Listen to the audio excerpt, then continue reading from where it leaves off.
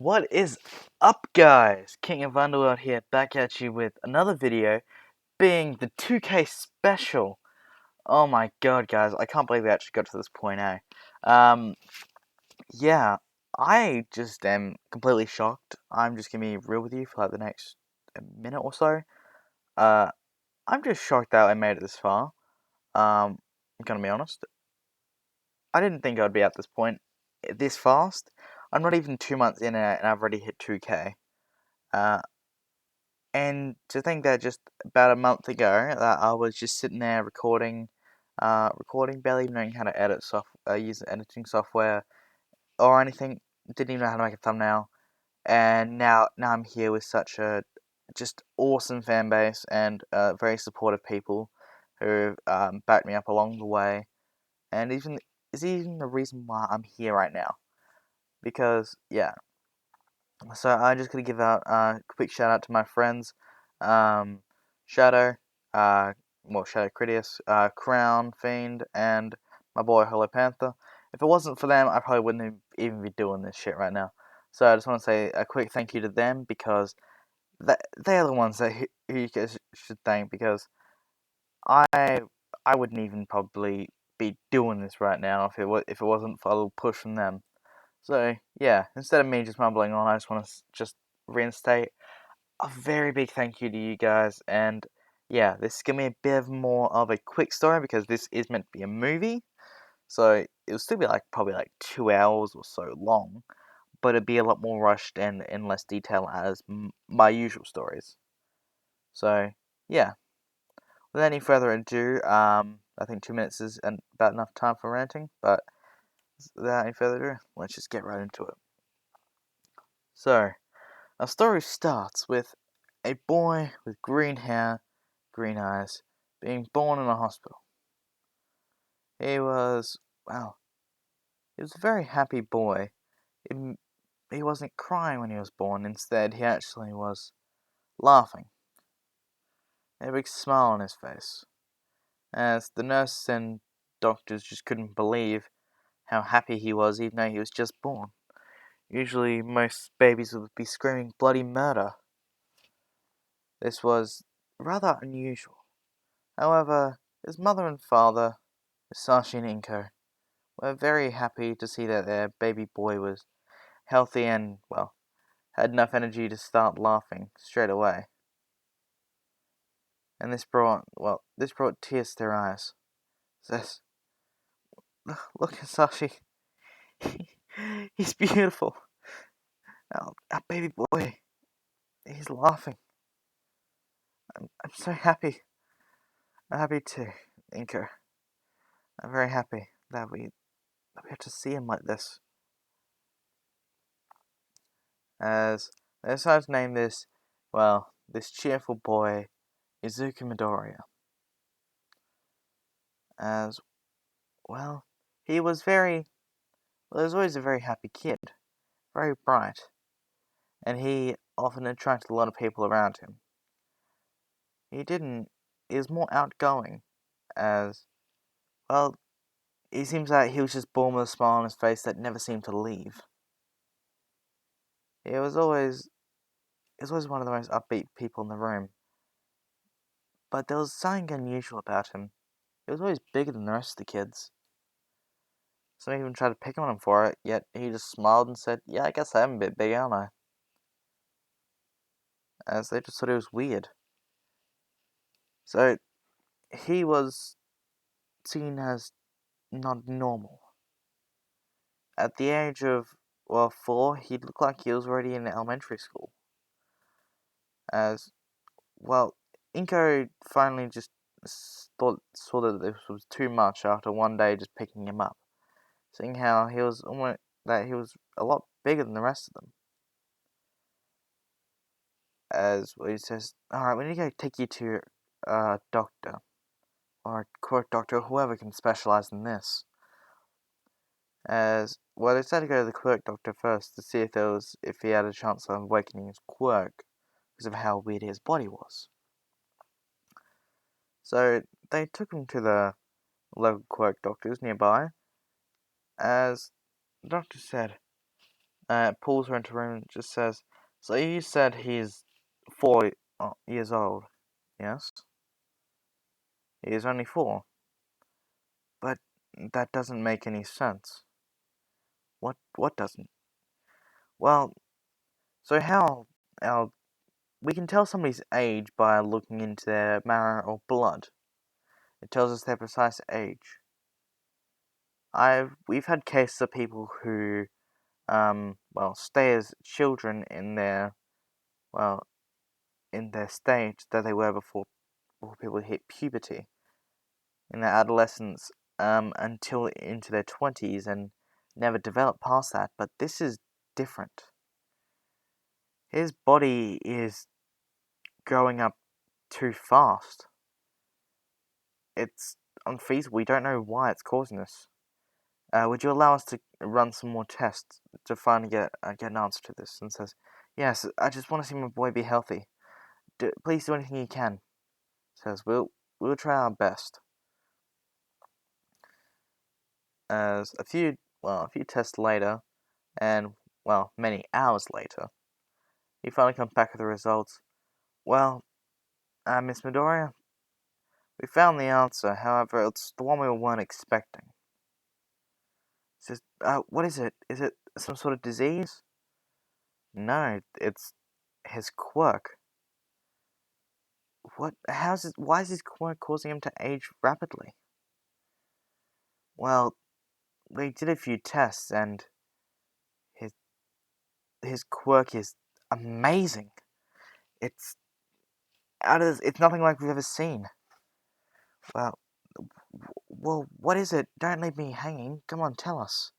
As Hisashi comes back from grabbing a coffee, and it's like, "Have you got the results, Doctor?" "Yes. Well, we're happy to tell you that your son is absolutely amazing.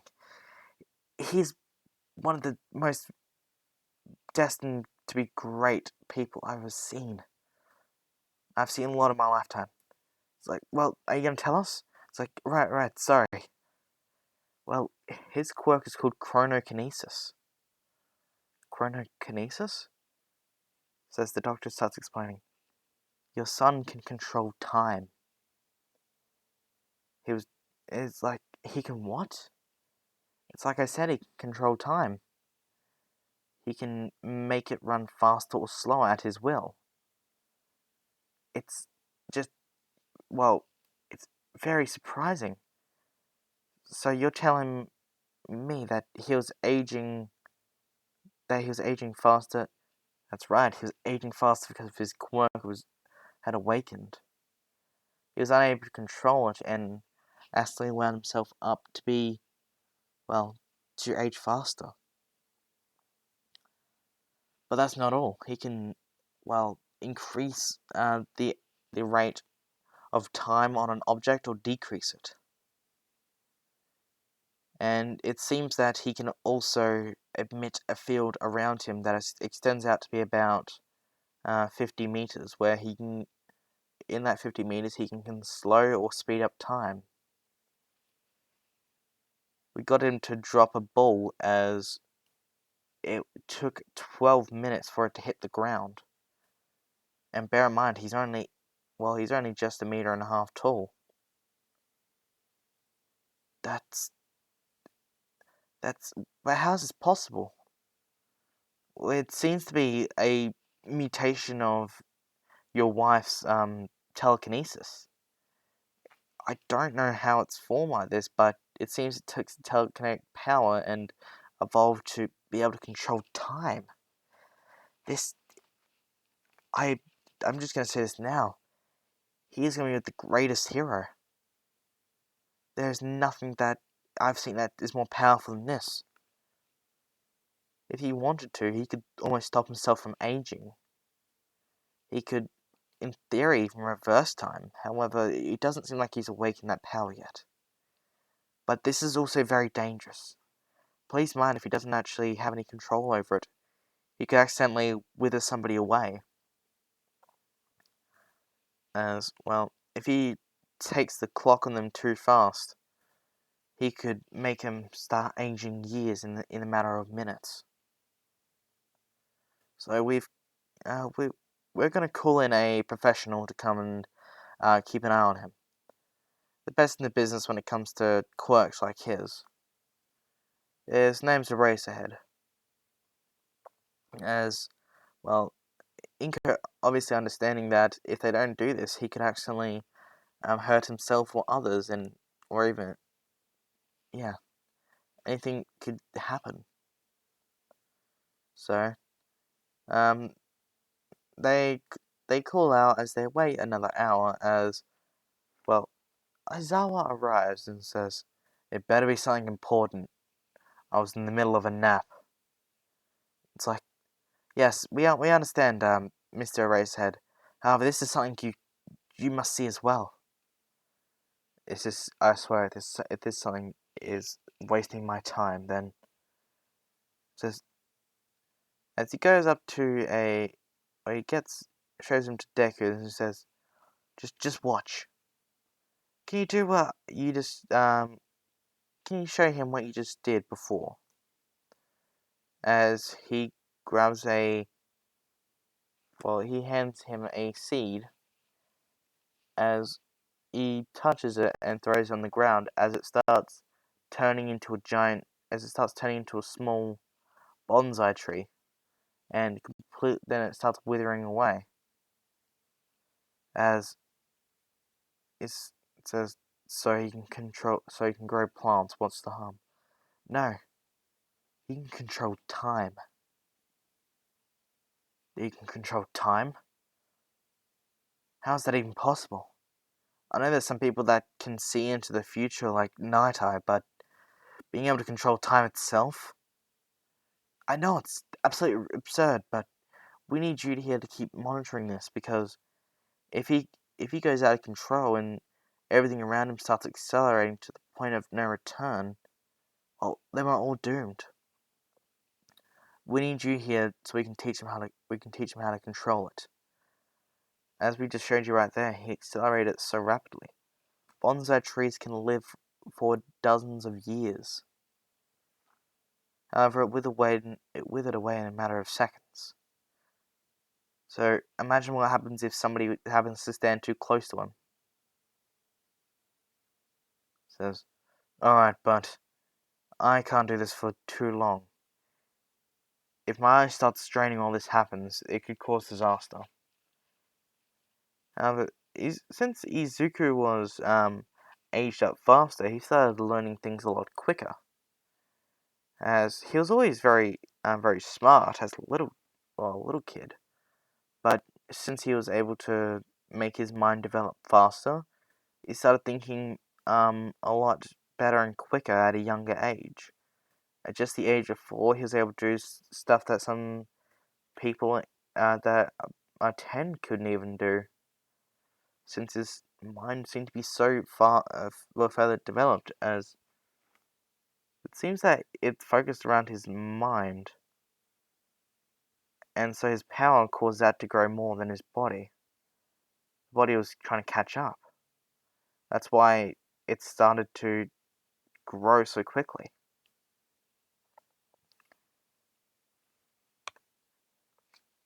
So the doctor just tried to reason, talk to Deku in the most, well, the best way he can, since, as far as he knew, he was 4 years old. Even if he was technically had the biology of an 8-year-old. As he says, "Alright, son, I want you to try controlling it," and says, "I can understand you just fine. You want me to slow down the time?" Says, "You're smart." Says, "Well, of course, I know basic theories and basic principles of science." As, he turns around and says, "Your son is 4, technically, yes?" It's like, "Yes, he was only born 4 years ago." It's like, fascinating.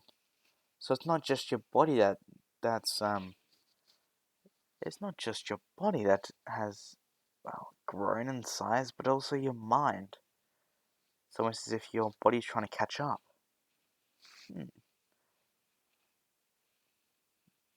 says, I think so too. When I look at myself, I just imagine a clock in my head, as it's ticking very fast, faster than normal. Are you doing it on purpose? Not exactly. However, I can slow it down, as now it seems it takes a full minute just to tick a second.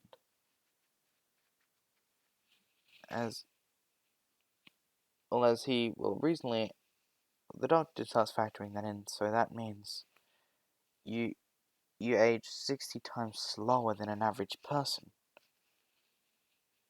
So 60 years is 1 year to you. That's incredible. If you could, can you do it to other people? It says, hold on. And it says, erase ahead, please, be careful.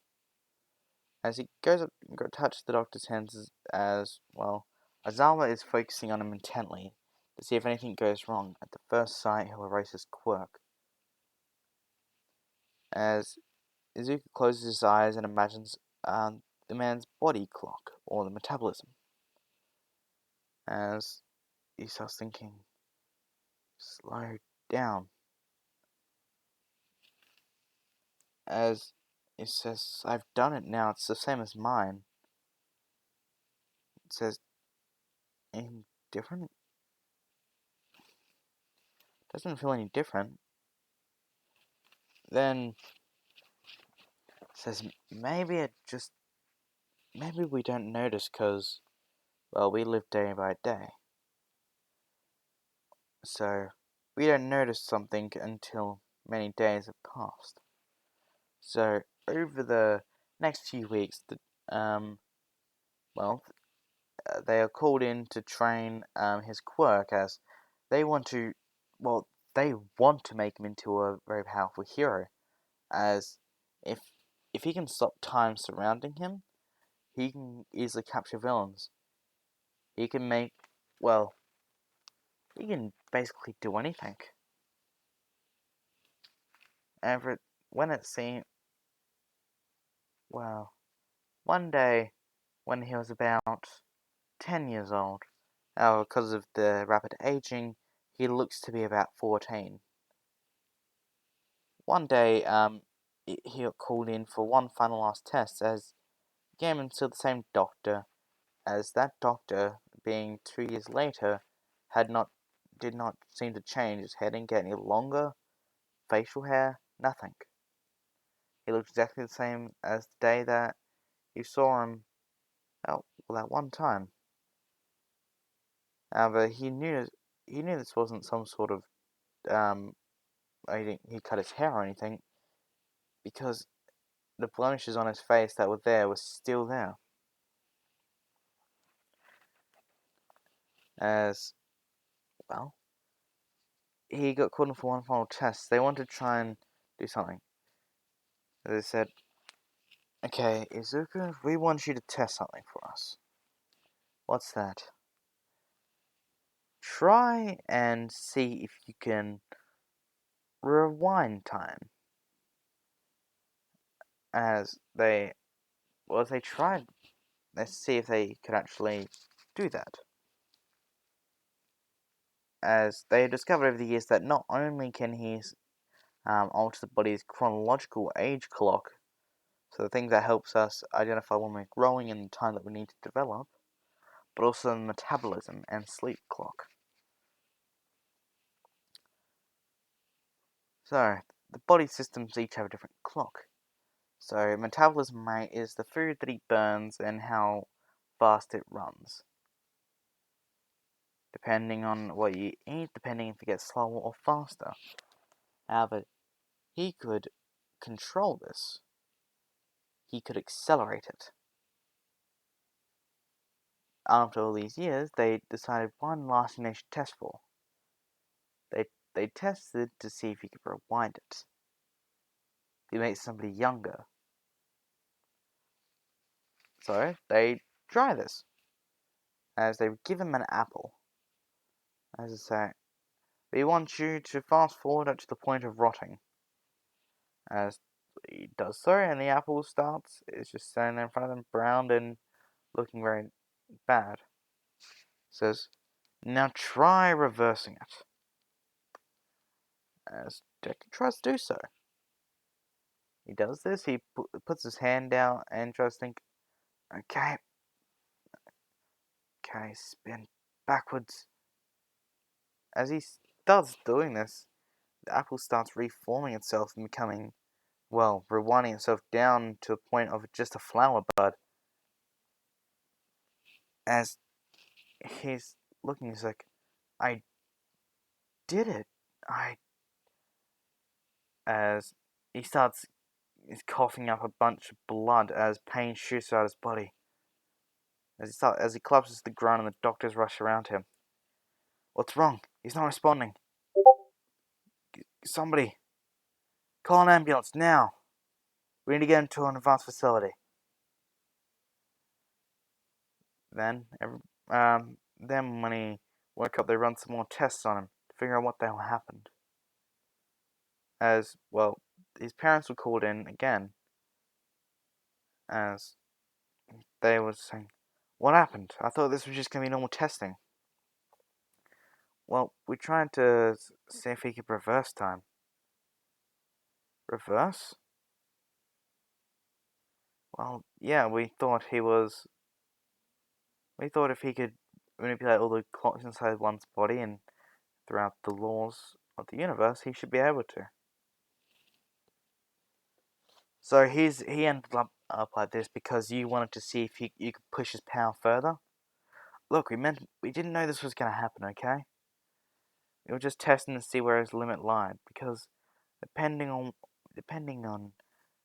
the answer to this, we could change a lot of things. And so, after the test results came back in, they realized that his body is damaged permanently. It seems that there's some sort of decay in his body. It's minimal, but it's still there. And it's not going to heal anytime soon. It's never going to heal, actually. As it seems that, well, when Deku wakes up, the doctors start rushing with questions asking how he feels. He says, I feel like I'm in pain, but nothing unusual. Nothing weird. Then he starts, it's like, what about your powers? Try and think something. As he looks into his own clock and said, is something wrong? What is it? The clock is rusted. Rusted? Yeah, well, everybody's is, but mine wasn't. It's like, as they are asking, what does that mean? It's like, people who are, well, I remember once I saw an old woman. It was very rusted for her. Well, almost completely. I slowed down the clock and it stopped the spread of it. However, it seems that I can't slow this down. No matter what I do, it won't spread nor will it go away. Then they start thinking, what does that mean? Deku says, that rust is the only thing I can think that rust can be. It's your life force. It's your, well, it's the amount of years you have to live. So, as the doctors just start thinking, so, if he reverses time, he loses his lifespan. As, after hearing this, Inko walks over to the doctor and slaps him in the face. It's like, so, You just cut off years of my son's life, all because of your sick experiments? But he can slow a body down, so no matter what I do, it's always there. I can just tell by feeling it. I'm gonna have the same lifespan as everybody else. It seems that I can only control my body's clock into, well, growing up, but I can't seem to slow it down. It doesn't want to work now. As she just tells them, we've had enough of your damn experiments. If it's costing my son the years of his life, then what is this all for? Just your amusement? Please, ma'am, we didn't mean to do it like this. We'll say that to him now. As they walk out, as Deku just tried to say, it was not their fault. They didn't know it was going to happen. And I agreed to it. If anybody's fault, it's mine. And she just starts crying. That's not the point. It's not the point. It's the fact that my boy is hurt. It's the fact that my boy could be taken away from me quicker if he didn't notice. Look, Izuku, it doesn't matter whose fault it was. You were just in the hospital. Do you know how worrying that is for a mother? Says, I'm sorry to worry you. Don't be sorry. It's just, please. I don't want baby boy to be hurt. I promise. I won't do it again. I won't ever do it.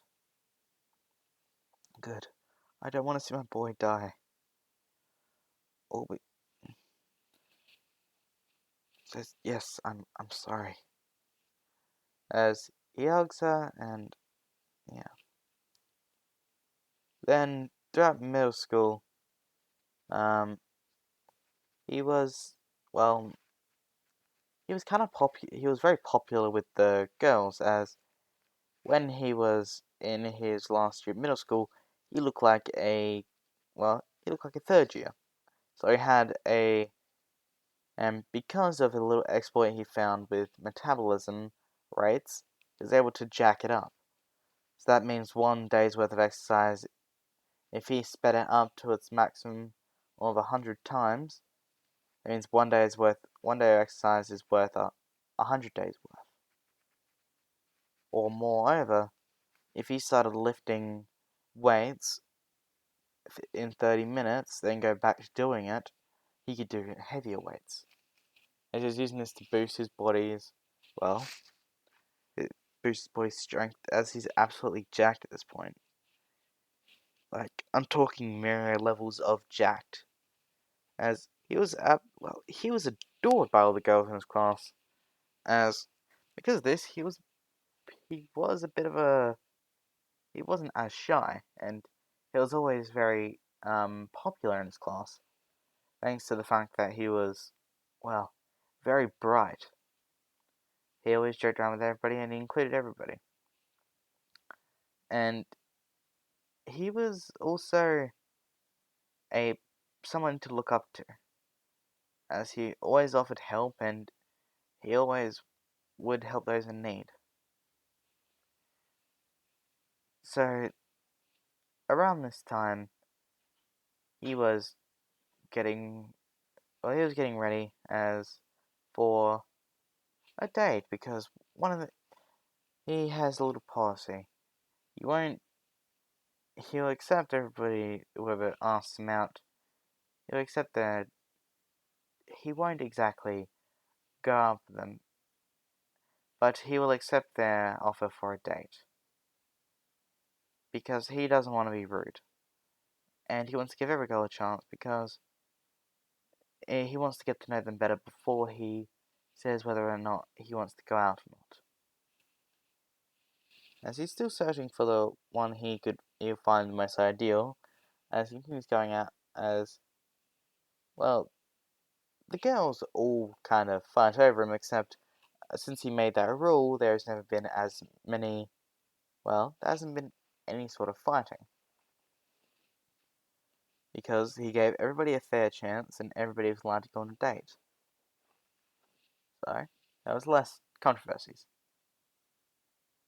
He got ready for one from a girl in his class and went out and had their normal time as he, well, he was very, well, he was being very cheerful and upbeat as he said at the end of it, look, I want to say thank you and you're a very nice person, however, I think we probably are better as friends. As she was a bit disheartened by this, but she still was smiling in the end. Because she could at least be friends with him. As, well, that bright smile could never have somebody sad next to it. And as he did the nice thing and paid for the food, walked her to the train station, and as he was walking back to his house. And on the way, that day happened to be a day off for his school.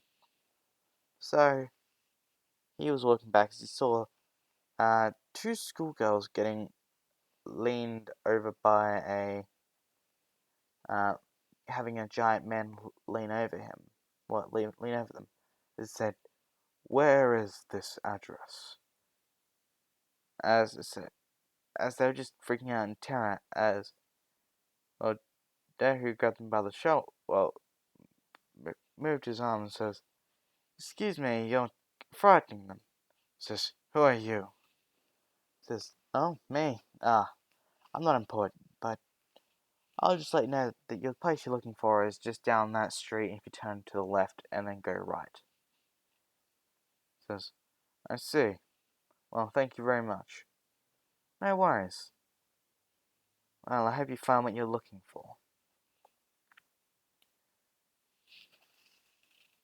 As he watches the man walk off,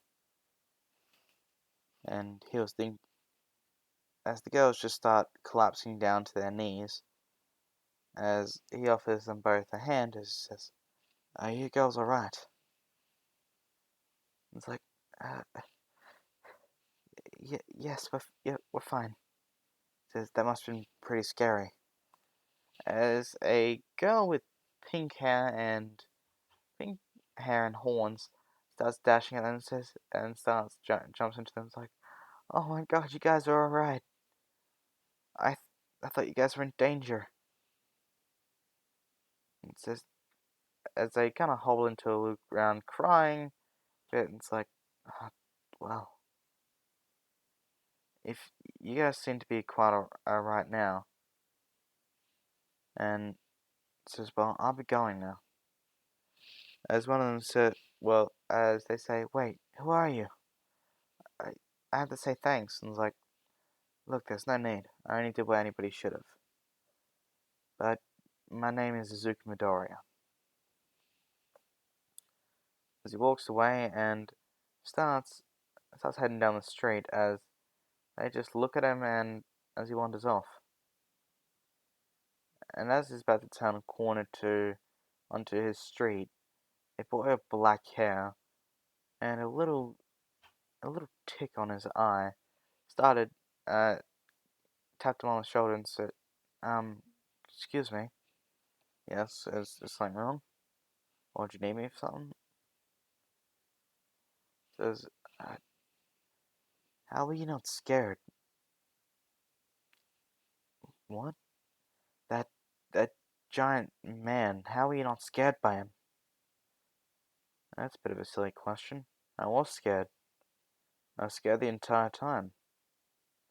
In fact, my legs were my legs are still shaking." As he looks down and sees that his legs are in fact shaking. As he started a bright smile on his face and just said, "Look, if you want an answer to why," says, "I only do what a hero should. I wanted to help them. So I faced my fears. It's like, as he says, but what if you're not strong enough to ever face your fears? And he says, look, how a hero is you have to be insane not to be afraid. You use that fear to drive you forward. To become, to, well, persevere through danger. Must fear, well, you must never not fear.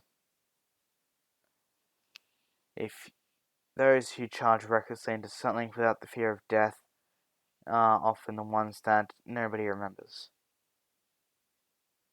Just take that to heart. That was a weird rant, I'm sorry. As the boy was just left dazed. He says, well, I'm sorry, I have to be gone now. It's like, he must be going to a third year in high school. I wonder what high school he goes to. As Deku's just walking along, as he gets home and says, I'm home. It's like, oh, Izuku, back from the date already. As, well, it's actually, then comes up, sneaks up from behind him, then, hangs his shoulder around his neck and says, ah, that's my boy. Man, you're even more popular with the girls than I was. As Inko just kind of laughs and just says, honey, it's funny considering that you actually didn't get asked out. I was your first girlfriend. It's like, as, Deku just starts laughing. He's like, hey, don't laugh at me. It's like, well, I'm sorry, but Mum saying that you're wrong is just absolutely hilarious. It's like, Inko, I see what you've done. Now he's not even gonna respect his old man. Dad, I do respect you, it's just, I can kinda tell that you weren't exactly a player. Knowing that you probably would have noticed, that is. As, he starts basically saying, why you little? It's like, come on. Dinner's almost ready, so sit down and stop misbehaving, you two. It's alright, honey, we'll be down. But I'm still, well, there's still a bit of a kick in the guts. The fact that my own son is so popular with women. I can't even say there's father passed that down. It's just how I am. And it's called being helpful to people. I think they just ask me out because, well, they only like me because I'm just nice, I guess. It's like just what somebody popular would say. You're taking this a bit too far, Dad. It's like, I can't help it, okay? Yeah. So, how was school today, honey? Oh, that's right, you didn't go.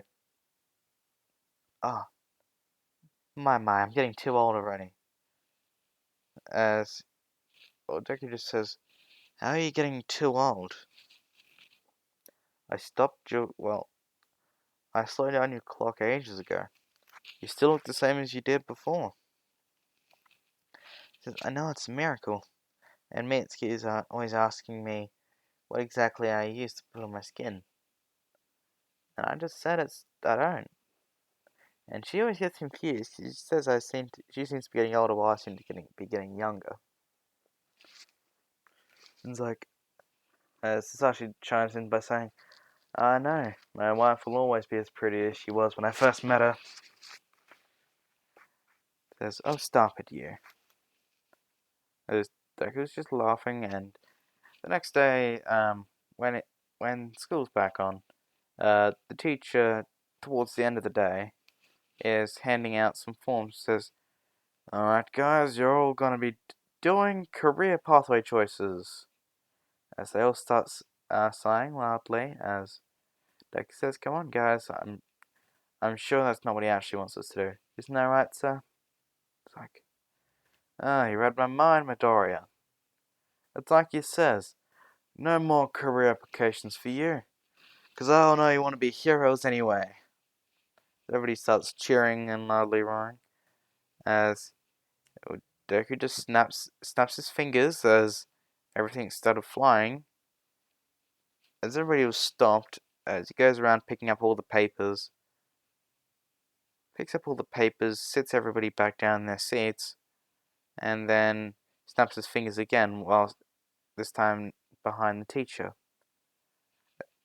As he hands back the forms to the teacher and sits back down in the seat, and it's like, Midoriya, what have I told you about using your quirk in class? Says, well, I managed to get everybody back down in their seats. Sorry, guys, but could you not create a bit of a ruckus in here? Says, yeah, sorry about that, Midoriya. We just got a bit, over enthusiastic. As everybody's nodding their heads along with this statement, says, I know, guys, but remember, rules are rules. So no quirk usage during school. You'll want to talk. Yes, but here's the thing. My quirk is a bit different. It's like, yeah, you're just too fast. And it's like, no, dude, he has time. He slows down time. It's like, what, really? It's like, he's been here for 3 years. How have you not noticed? Like, I'm kind of stupid. And then it says, well, I plan on applying for UA. As all the girls and everybody around him, including all the guys, just saying, yeah, I'm not surprised. They should just enter you in UA right now. So come on. I'm not that smart, I'm not that smart yet, and I'm not that. My quirk is amazing, but it isn't that kind of amazing. As they are just calling, okay, you need to stop with this, being, being too humble. You gotta realize your power is off the charts. As after getting an earful from the rest of the class about why he'd probably be one of the best heroes, he ended up walking home. As well, he's walking under a bridge as he needed to get home. Well, he started walking under as he got held back a bit because some of the girls wanted to talk with him. As he's saying, "No, I can spare a few minutes though, but I don't want to have to use my quirk too much in the city." As well, they go, "All right," and they just start chatting with him a bit because they needed some help with some studying, so he ended up getting distracted a bit and realizing, oh no, I'm gonna be late a bit. I'm sorry, but this is all I can do right now. Yeah, I'll just give you my number for now, and just give me a text later when you need help. As soon as you leave that class, that girl's phone started turning into a battlefield as they all gathered his number. And I mean, every single one of the girls in the school was after that number, including the ones that already had boyfriends. That's how unpopular this guy was. He was built like Midoriya and had a handsome face to boot. So, he was like, alright, I'm gonna have to speed it up a bit. As he starts increasing the time around him, increasing the time on himself, making him start running faster. As when he did so, he stopped and caught his breath under under a little bridge. It says, alright. And I should just be able to walk from here and be back home in the normal time. As a weird well, a weird sound started emanating around as he was looking around left to right. It's like, what's that sound? It sounds like water. As it sounds getting louder, but it was from below, as he looked under to see something rising out the sewers. As he jumps back and sees it, the thing that rose out started forming into a villain. The sludge villain says, "Ah, hello there, kid. Oh, you're not a kid, but you got a uniform on. Oh well, doesn't matter. Well, it doesn't really matter any other way because I'd need your body. So if you wouldn't mind being a big help, you would even be my hero. If you could just give me your body and not resist." As well, he starts trying to attack Deku. Well, Deku just stood there as he snaps his fingers as the villain freezes in place. As it says, "Sorry, you you probably aren't able to understand what I'm saying, but you understand in a second." As well, the villain's mind is running so slow at the moment because he's been to 1 second to him is basically like an hour. So he has been stuck there for at least the past 20 seconds as Deku was just walking around to him explaining that he won't be able to hear him until after he's unpaused. As well, he grabs a bottle from an alleyway he saw and says, "Well, this should do." As well as frozen in place, he starts stuffing them in the bottle. As he collects them all, he screws the cap and then snaps his fingers again as time resumes as a bunch of screaming can be heard all at once. And says, "Damn you, brat! I've been stuck there for eternity!" Says, not just eternity, but only about a minute. As a man started rushing around the corner and says, "Ha ha! I am here to save you? Huh. I could have sworn he was around here somewhere." Says, "Oh, it's all right." Says, "Ah, young man? Excuse me, sir, but why are you wearing a middle schooler's outfit? You know that's quite weird." As no, he says, "No, I'm sorry. I just look like this because of my quirk. Hold on." As he pulls out his ID and shows Izuku Midoriya, age 15, third year of middle school. As it matches up, as it was the same date and everything. As your quirk did this. Yeah, I've got a quirk that's quite powerful and it caused my body to start growing earlier than it should have. Hell, I hit puberty around the age of 6. And, well, it was already,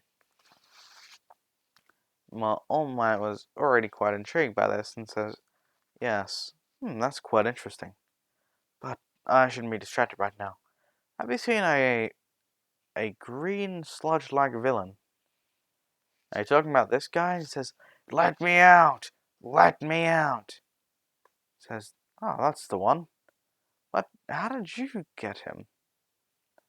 "Well, he tried to attack me, so I froze him in place." It's like, you froze him in place?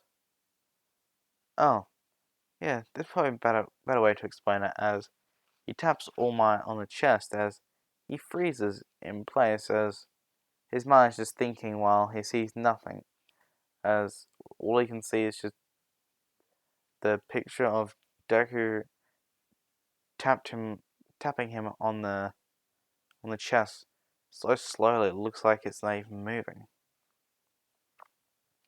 His mind is rushing, well, about 1,000,000 miles per second. As he gets unpaused, and then says, "What was that?" Says, "That would be my quirk. It's called chronokinesis." Chronokinesis? Wait, are you that kid that's able to control time? Yeah, that's me. Am I famous or something? Well, I had a report documented, well, 15 years ago about a special kid that was able to, well, was able to stop time. Well, sort of. It was able to, well, control time, and my sidekick at the time, Sir Nido, was very intrigued by this. So Nido was intrigued about me. He said he had a lot of potential. If anything, it's quite scary how much of a good hero he would make. Says, well, I'm planning to become a hero at UA. I see. That's good, young man. Well, he hands All Might the bottle and says, well, he shouldn't be held up too long by me. Go hand him to the police office. Go hand him up to the police. I don't want to keep you for too long. After all, everybody else's time is precious. Says, ha ha. Ha ha ha, young man. You shouldn't be thinking like that. Your own time is precious as well. As he just says, well, that may be true. I At least I can move my time and manage it around. As when he tapped All Might's chest, you could see that the clock is almost completely faded out. As he's like, he doesn't have much time left. What is going on? He should only be in his 50s. As he was left perplexed by this, and it's like, anyway, carry on, All Might. I won't keep you. It's like, well, good on you, young man, for capturing this villain and making it very easy on me. You make this old man proud. It's like, you're not old, All Might. It's like, as well, All Might dashes off as Izuku walks home, and was very perplexed by this, well, very notion that, well, that the number one hero sees time almost seems to be running out. From what he can discern, he's got about a year left to live. As he's actually quite shocked by this. Then he tried to push back his mind and forget about it. So instead, he focused on his training over the next 8 months. As he started thinking to himself, what could he do to,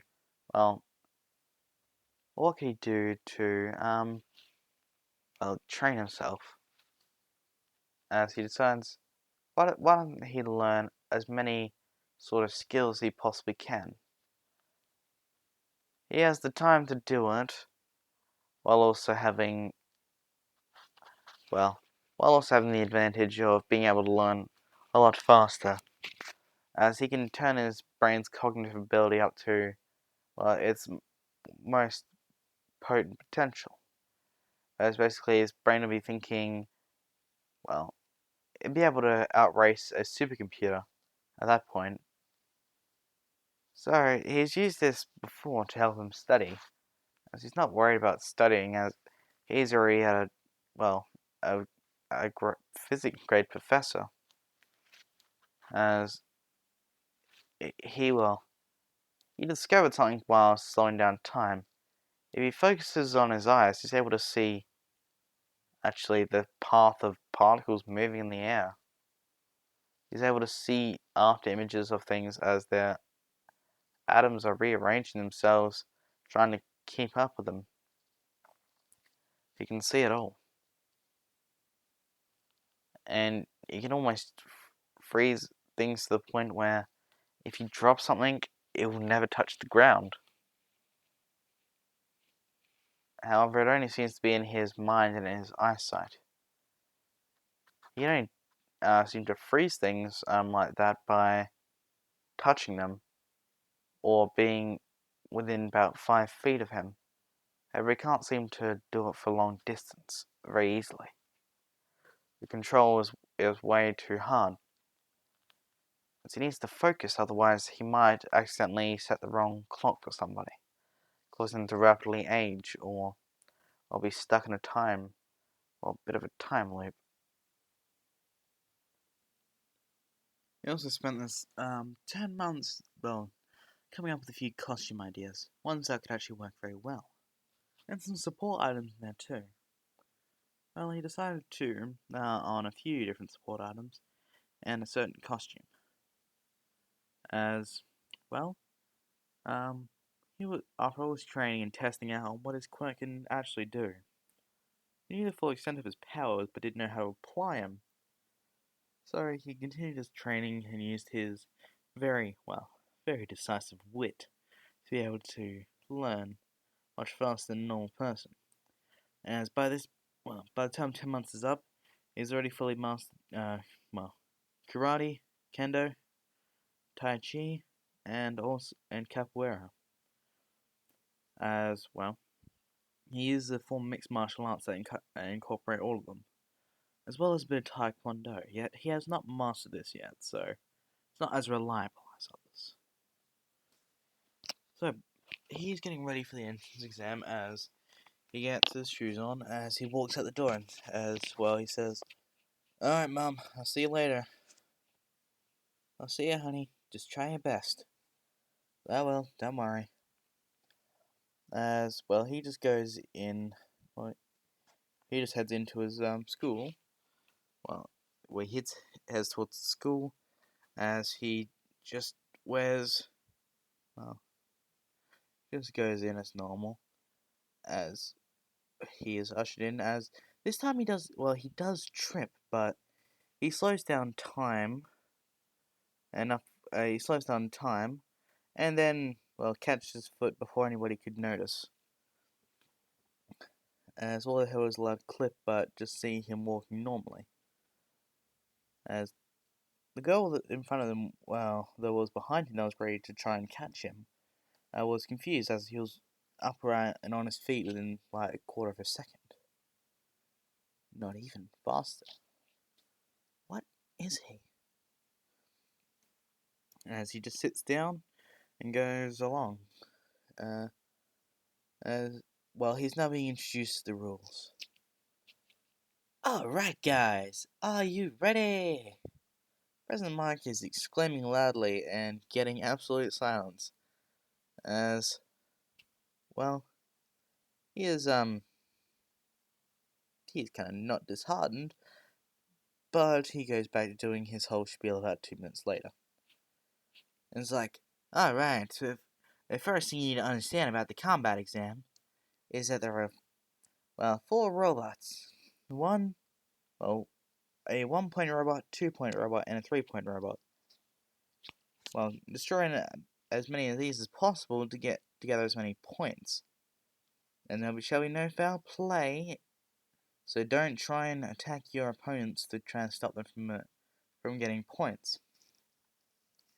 As he's about to glance over to the next topic, as Ida says, "Sir, you said there was 4 robots, but only mentioned 3. Could you please re-inform us properly?" As, Deku just said, "If you can look at the scorecard, it doesn't have a point arranged to it. It must mean that it's just there as an obstacle. So please, if you wouldn't mind sitting back down." He says, "Alright, but it still should have been made clearer." It's like, sorry about that, but thanks to the young man who confirmed it, it is in fact a 0-point robot worth nothing. So if you run into one by any chance, just avoid it." Alright, let's get going, guys. As everybody just starts heading out of the hall and gets ready into their group block, as Deku's group was chosen to do the exam, then the actual test. Well, the test, the written test, and the practical test. Whereas the others had to do it in reverse, and each of them would be alternating. So he went up to the entrance exam first, as he activated his time ability to be able to slow down time so he could think extremely fast, as he gave himself the ability to look at all the questions, process them, and fill them out and write them down in underneath a second, as he's accelerating his own movements. So what seemed like just a flick of his wrist seemed to fill the entire page. As he started walking up, as people thought, well, oh man, there must be something wrong with his test or something, or he's giving up already. What some people thought, and some people thought the other. As he said, "Sorry, I'm finished." As he said, "Sit back down, saying a joke, and I do not like jokes, please. If this test is too hard, leave now. No, sir, just take a look before you say anything." As he looks at the sheet and says, "It's completed? How? It's not even been 30 seconds yet." It's like, "You must be cheating. This must be it. Where's the real test?" Says, "You can look, but you can look at the recordings. All you can see is the fact I filled it out."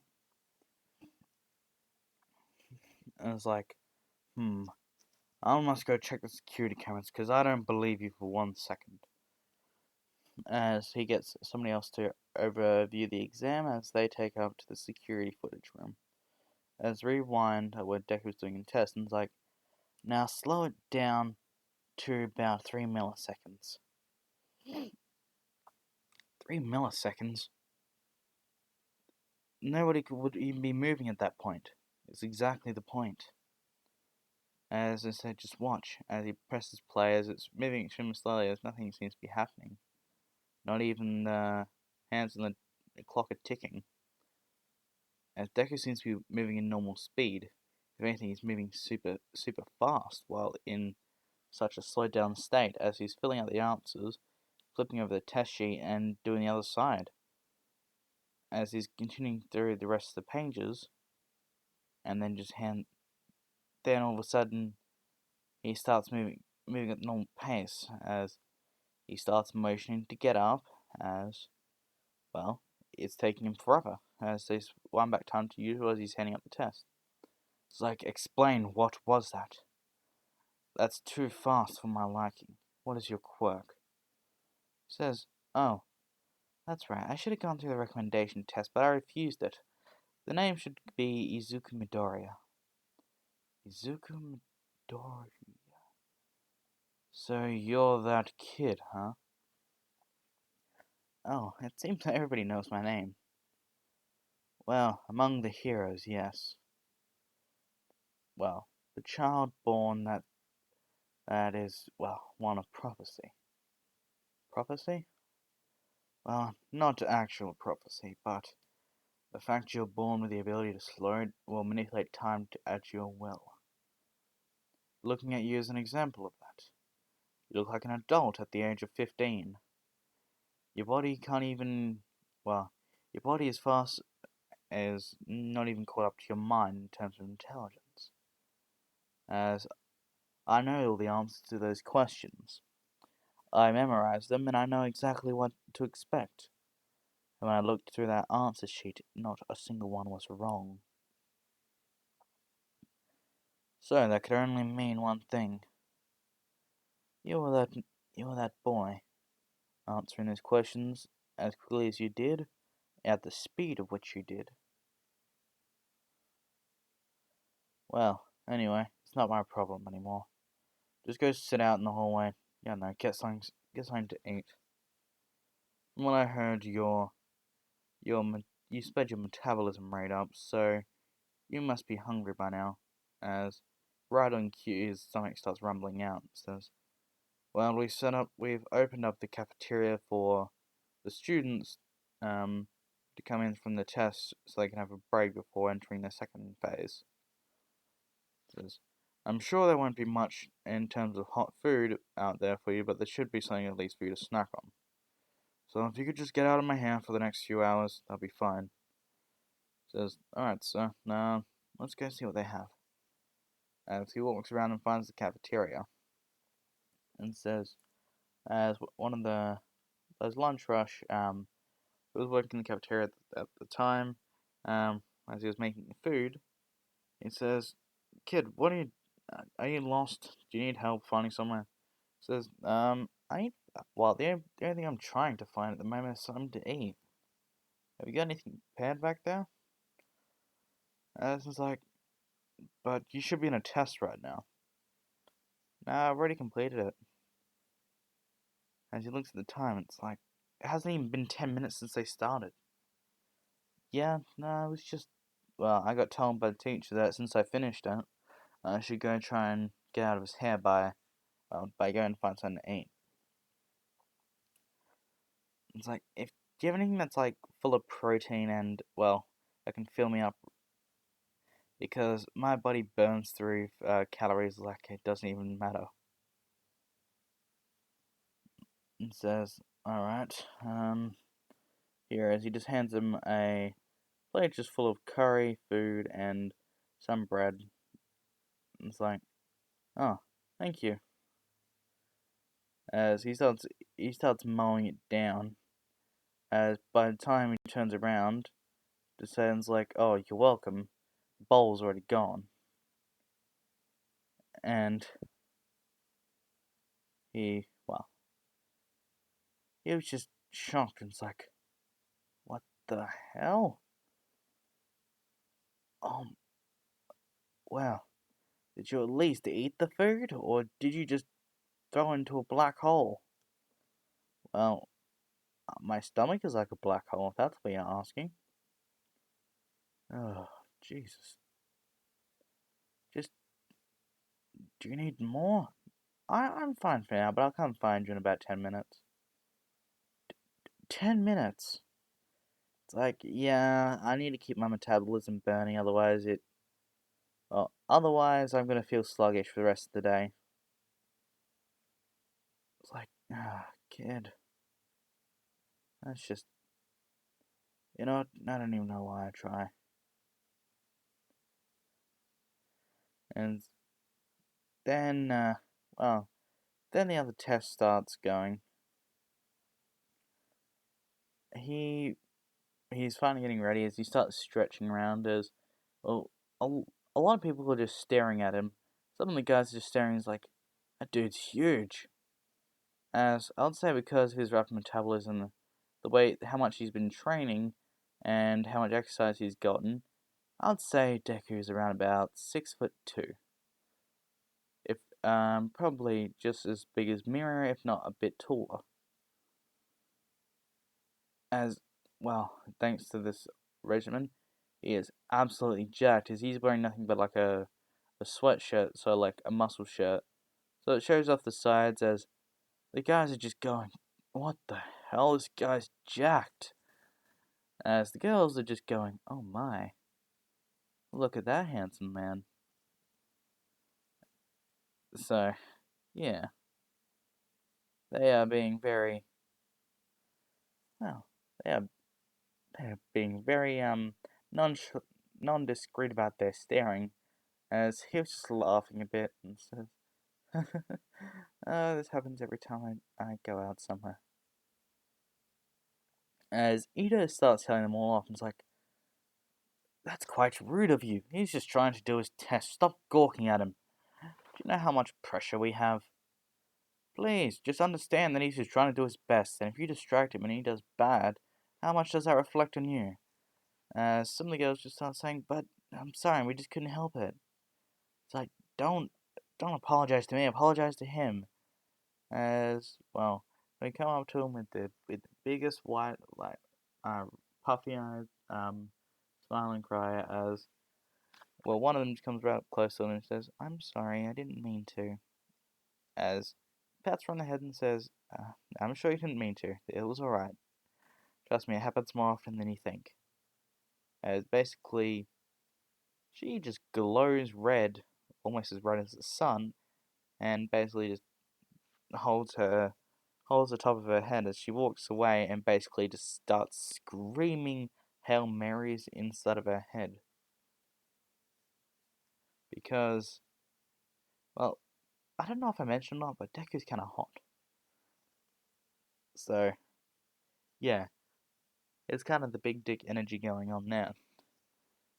And, yeah, we'll find out whether or not he has that energy for later on. So he's getting ready. As the timer starts going, well, President Mike says, "Alright, when I say go, everybody go." As the gates open, and, well,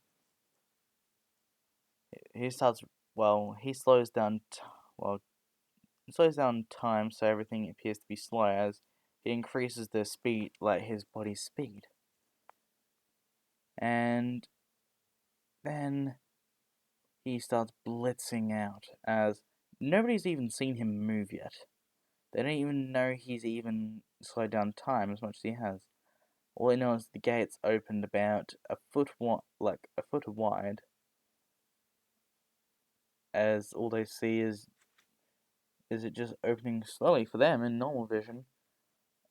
However, they just hear a sonic boom.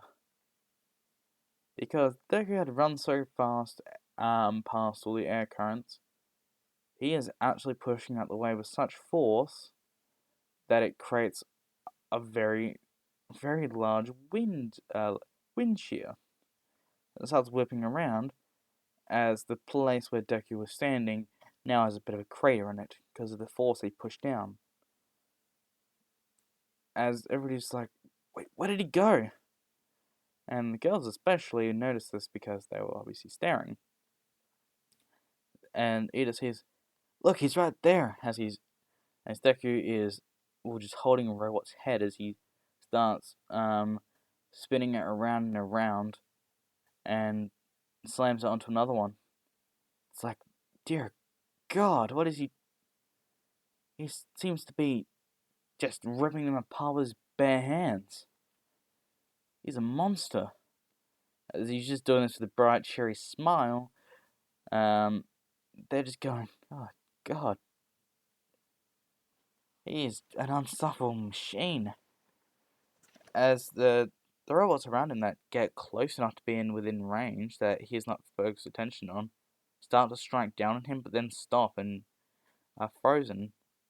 For them to just be decapitated by a robot's arm that he is flinging around.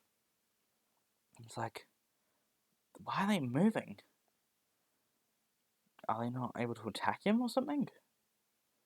As they don't know the reason. They don't know the reason why. As, well, he's just going up and cleaning around and running to the other side of the city. As he's just catching his breath for the moment, he just continues going past, destroying the robots, doing the normal thing.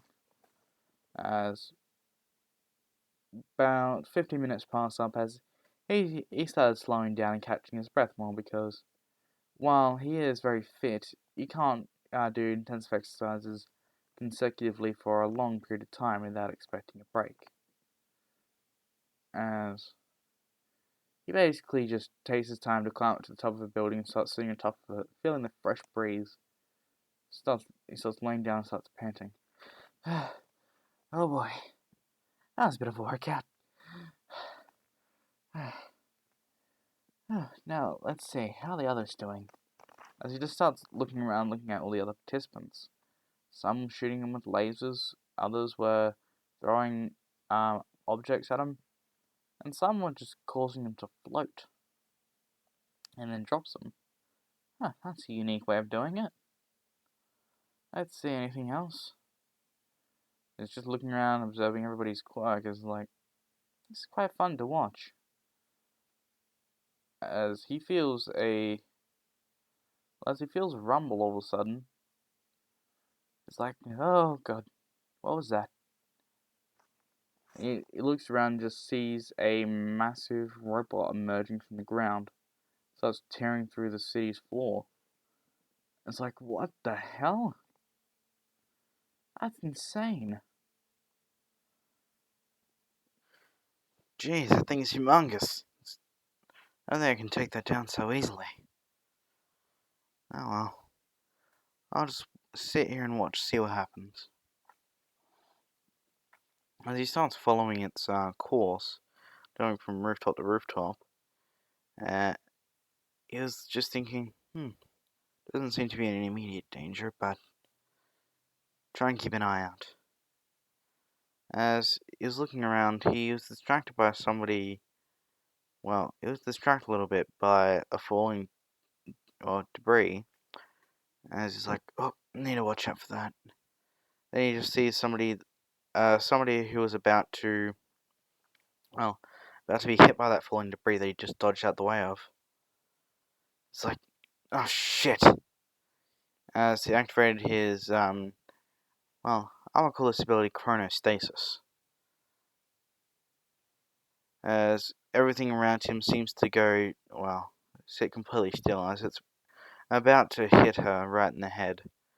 As he runs over there, jumps from down, flips off a few things, and uses a light post to swing around and launch himself towards the debris, drop kicking it out of the way as he exits the stasis. As he kicks the debris out the way and says, "Are you okay?"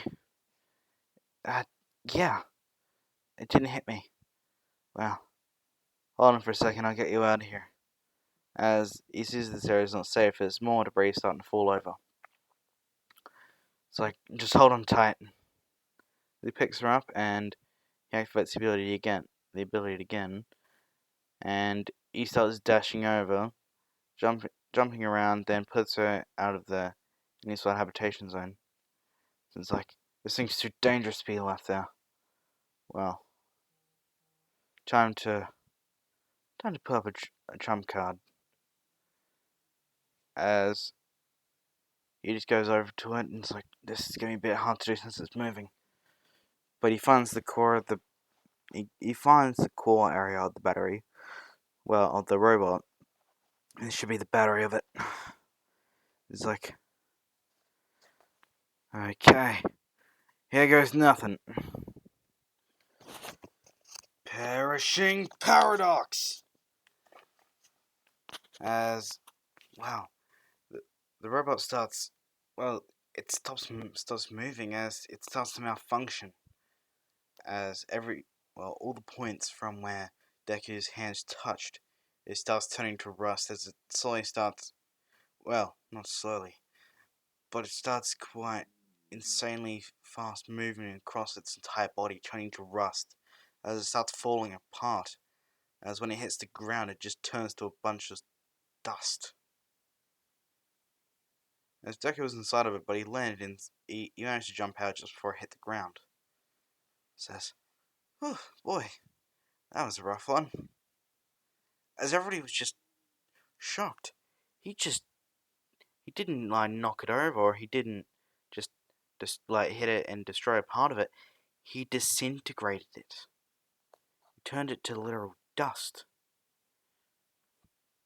As he's just like, oh, a bit dust in the air. Oh god, a bit dusty. As the girl he just saved is like, how can he be so calm? He's just turned the thing to dust. Oh, that? Don't worry about that. Here's the thing. Metal and whatnot perish over time, especially due to the moisture in the air. If it dries off before most has the chance to break through it and corrode it. I just gave it enough time to do that. I slowed down the water's evaporation point, and I expanded the robot's time, increased it, so it started rusting and decaying on its own. therefore stopping and turning to dust. As it's like, what is your quirk? Says, oh, it's called chronokinesis. I won't exactly tell you everything about it, but short term is it has something to do with time. I can either increase or decrease it on objects. That's the short explanation. If you want the full range of my ability, just go look up the word. As everybody's just shocked and it's like, oh shit, is that the time? God, I might be able to control it, but I'm never on time. As well, the buzzer had went off, but everybody was too entranced by the fact that he just turned the thing to dust. Didn't even realize. It's like, oh, I gotta go before Mom gets angry at me. And says, no, bye. As he just blips out of there. As they're just like, wait, what did? As they see him, and towards the entrance of the building, it's like, what the? In order to conserve energy, he takes short little bursts. He slows the time down for about 5 seconds, and he phases out of it to catch his breath. As, well, he gotten home and it's like, oh boy, today was tiring to say the least. It's like, do you need some more food, honey? It's like, yes, Mom, I'm starving. It's like, alright, well, your father's will be home shortly, so I'll whip up a feast when he gets back. Ah, hell yeah. Wait, is okonomiyaki on the menu tonight? It's like, it sure is. And it's like, oh, today's the best. She just starts laughing. It's like, alright, alright. Slow down, cowboy. Then, well, he finishes eating, and after about a few weeks of waiting, he gets a letter from UA saying, well, you are already guaranteed a spot in this class. Well, is what the hologram started saying, as he was almost saying, young Midoriya, while needing to go through the entrance exam was entirely unnecessary, you did it anyway, and you absolutely destroyed my record of, well, my previous record at the entrance exam, which I tip my hat to you, one champion to another. You are on a bright path to becoming a good hero.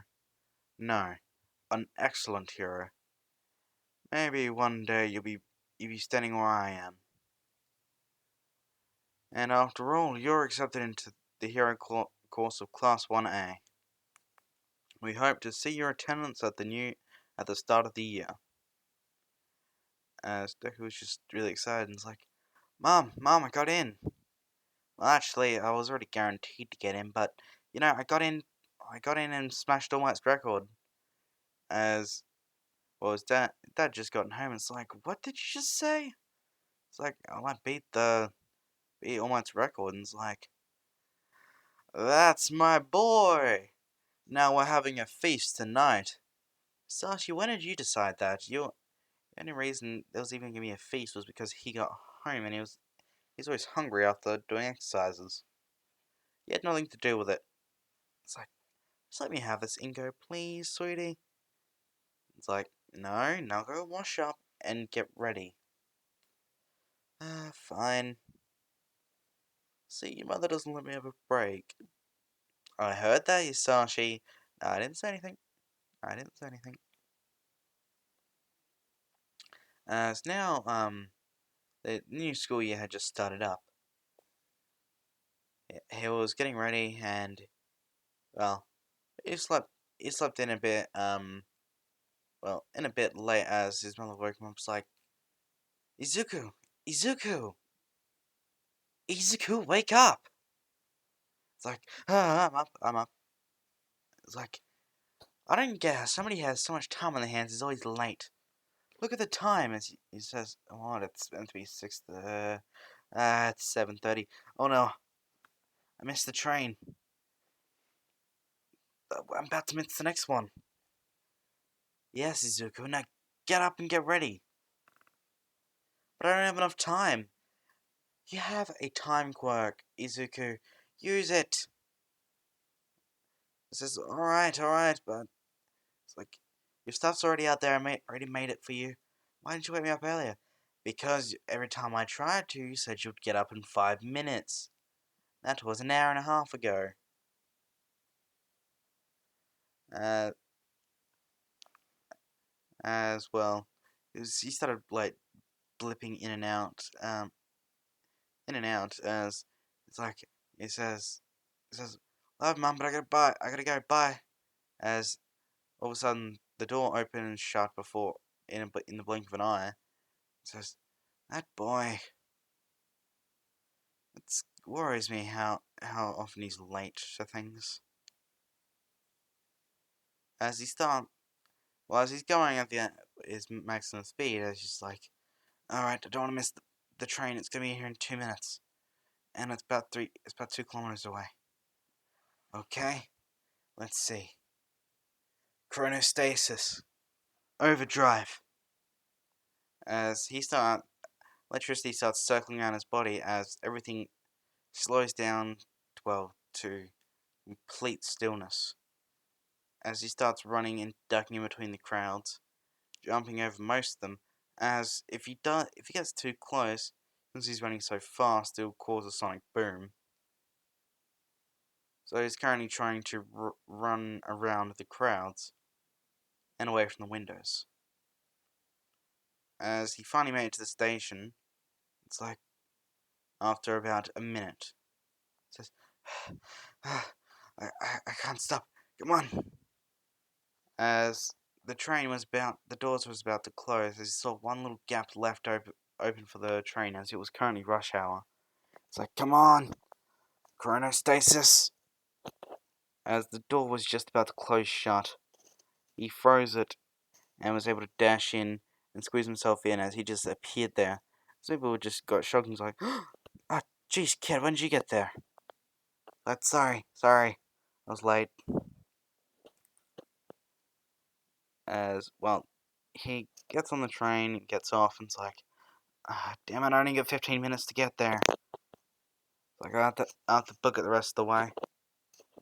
As he rushes into class, well, he gets there just on the bell, and it's like, oh, boy, that was close. As the blue-haired boy from the other day, it's like, you should be very punctual. It's the first day of school. What happens if you missed orientations? Yeah, I know, I'm sorry, I slept in by accident. Slept? Don't you have at least 3 alarm clocks in the morning? It's what anybody should do if they're going to have an important day. And it says, no, I like my sleep. And yeah, I had an alarm clock call my mother trying to wake me up about 5 separate times. Didn't work. Anyway. Ugh. Ugh. Give me a sec. Let me catch my breath. Ugh. It's like, as he's like, where's the teacher? Says, oh, Aizawa? As they try to see who he's talking to, as he looking down, as they see a teacher, well, as they see somebody huddled up in looking like a bagworm, just huddled in this little sleeping bag, as they were just like, what the hell? Why is he on the floor? Just, Aizawa, it's been years. If it isn't the original problem child. I see you still have the same personality as ever. Until they either give me a raise, or they allow me to sleep in, this mood will never go away. I understand about the sleeping in part, but the raise, yeah, I probably should get that as well. Anything happened since you last deal with the problem child over here? Nothing much, but now's not the time for talk. As he gets up and says to the rest of the class, alright, grab your PE uniform and meet me out in the field in 5 minutes. As they said, but what about orientations? And it's like, I don't give a damn, nor do I have the time to explain why I give a damn about why I don't give a shit about orientations. Honestly, it's a whole waste of time when I run this class. How I see fit, when I see fit. Anybody who wants to argue against me or say anything will be expelled immediately. As Deku just blips over and just says, "Don't mess with him, he actually expelled the whole class last year." It's like, anyway, gossip boy. Maybe you can show them where the locker rooms are. And it's like, yes, sir. Sorry, sir. Well, as he starts showing everybody around, he's like, alright, better get into your uniforms quickly. It's like, he can be a bit cranky in the mornings, especially after he's woken up. How do you know the teacher? Well, let's just say when I was a child, my quirk was a bit, unruly. It was a bit too powerful for its own good. As a lot of people were quite interested by his statement. As there was two in particular. A boy with red and white hair, and a boy with blonde sparky hair. As they was like, as they were just silently just thought of their actions. As well, then everybody started heading into their individual locker rooms. As well, they're getting changed. As Kirishima and the guards were just staring. It's like, and Deku's just like, is there something wrong? Have I got something on my?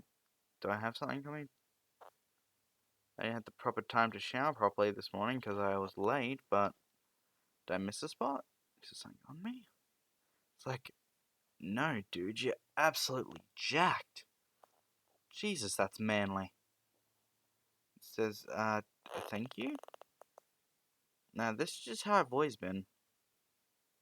Man, you don't even look like you're a high schooler. You look like you should be in college. I mean, I get that a lot. Well, technically, my age, uh, technically that would be correct, but yeah, there's nothing I can really do about that. And it's like, what kind of, what kind of like juice did you drink to get that buff? And it's like, oh well, that's just the side effect of my using my quirk. The quirk? Does it like make you burn through fat and and have a lot more muscle mass or something? Sort of. I can increase my metabolism rate to whatever the hell I want it to be. What the? So you can just increase your metabolism rate however you want? God, that's like better than being born with perfect genetics. Yeah, it does come with a downside though. I burn through calories like a beast. I have to eat about 20,000 calories a day. They're just thinking, 20,000? That's almost enough for three different. That's enough for at least 10 different people. Said, yeah, I kind of burned through that much because of how fast my metabolism is. But it does come with some benefits. Well, unless I choose for it not to be that fast, my muscle mass keeps getting stronger and stronger as quickly as possible. And I've tried to keep it on as much as possible lately, so I stay this muscular. I can, well, if I wanted to, I can just set my metabolism to almost nothing. So that means I don't even need to, well, I could eat, but it wouldn't exactly, process the best because it'll go straight to turn into fat. Or it wouldn't, well, I only need to eat one thing and then I would need to eat for like a year. And I like my food, you see. My mom's a really good cook though. As I was trying to get that awfully complicated explanation out the window, like they just said alright and then headed out. Uh, and on the way out, Mineta was trying to peep on the girls as he just well, he calmly stopped time, grabbed Mineta by the head, grabbed him out of the, well, grabbed him, um, grabbed one of the balls on his head, and, well, popped it off, put it onto the back of his shirt, and then, well, and then stuck him, to the wall outside. And then he grabbed the marker from one of the classrooms, said, "I try the people and the girls." As if you're wondering why I didn't stick to his hands, I'll say that since the timer stopped, the little cohesive agent that would cause it to be sticky wouldn't have enough time to try and bond with his hand to, well, latch on. So he's literally too fast for it to actually stick. And yeah, that's what I'm going to say. However, since he does put Netta, since everything's basically frozen, when he grabs Netta, sticks it to the back of his shirt, and sticks him to a wall outside. When time flows again, it's gonna stick to his shirt, and then he's just gonna hang there. As that scene exactly plays out, as they're wondering where Netta went, Deku said he must be outside already. As then they started walking out, and then they're walking out as I says, "Where's Mineta?" After everybody finally comes out and is like, "Oh, him? He's over there." As he's stuck on a wall that's high, well, above where the boys was. As he was trying to scream out, except nobody could really tell where it was coming from. And also I'm just gonna say everybody just bloody ignored him. So the girls read the shirt that said, "I tried to peep on the girls," as they say, "Aizawa? Sensei? Yes? Permission to punch him? Mission granted?" He's like, "No, no, no." Deku just goes, "No, no, no. That's not right." "Not right? No, no, no. Hold on, let me finish." "I'll hit him. I see one punch is allowed." And it's like, "I'll turn a blind eye this once." "Alright then. Ladies, you wouldn't mind if I do it, would you?" Um, there's, "No, I don't mind." "Alright then. I'm gonna take the uniform off for this one so I don't tear it." And it's like, as he unzips the jumper, then throws it, then he throws it back as one of the girls, lands on one of the girls' heads as they took it off and just like looked over, as all of the girls can now see how insanely jacked he is. As they are all blushing, and even Toru is visible now with that amount of blush. As he starts walking over calmly, and says, "Hello there, peeping Tom. You know what I do to perverts?" It says, "No." "Well, they're not gonna. Well, they won't remember after I punch him hard enough." As he punches him, and it sends him straight through two walls. As he is now unconscious and is barely able to move, and he is still stuck to a giant piece of debris, which is in the middle of the hallway with the shirt saying "I peep on girls." As we all walk past and take pictures and laugh at him. It says, "Sir, if you wouldn't mind, I don't think you'll be getting up for a while."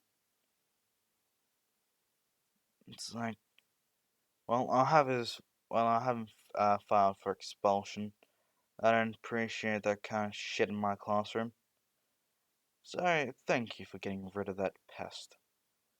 "Oh, she's doing what was only natural, sir." As well, they start getting onto the tests as, seeing as Deku is insanely built and strong, he aces all the tests except for the ball throw. Because the ball throw, seeing as it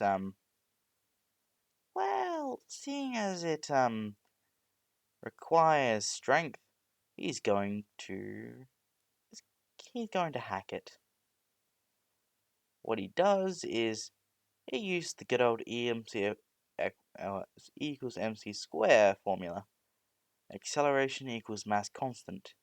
Therefore, acceleration, enough of it, equals enough mass and force. And mass times acceleration equals bloody far ball. As he just goes, so you might want to get everybody to stand back a bit. And says, sure.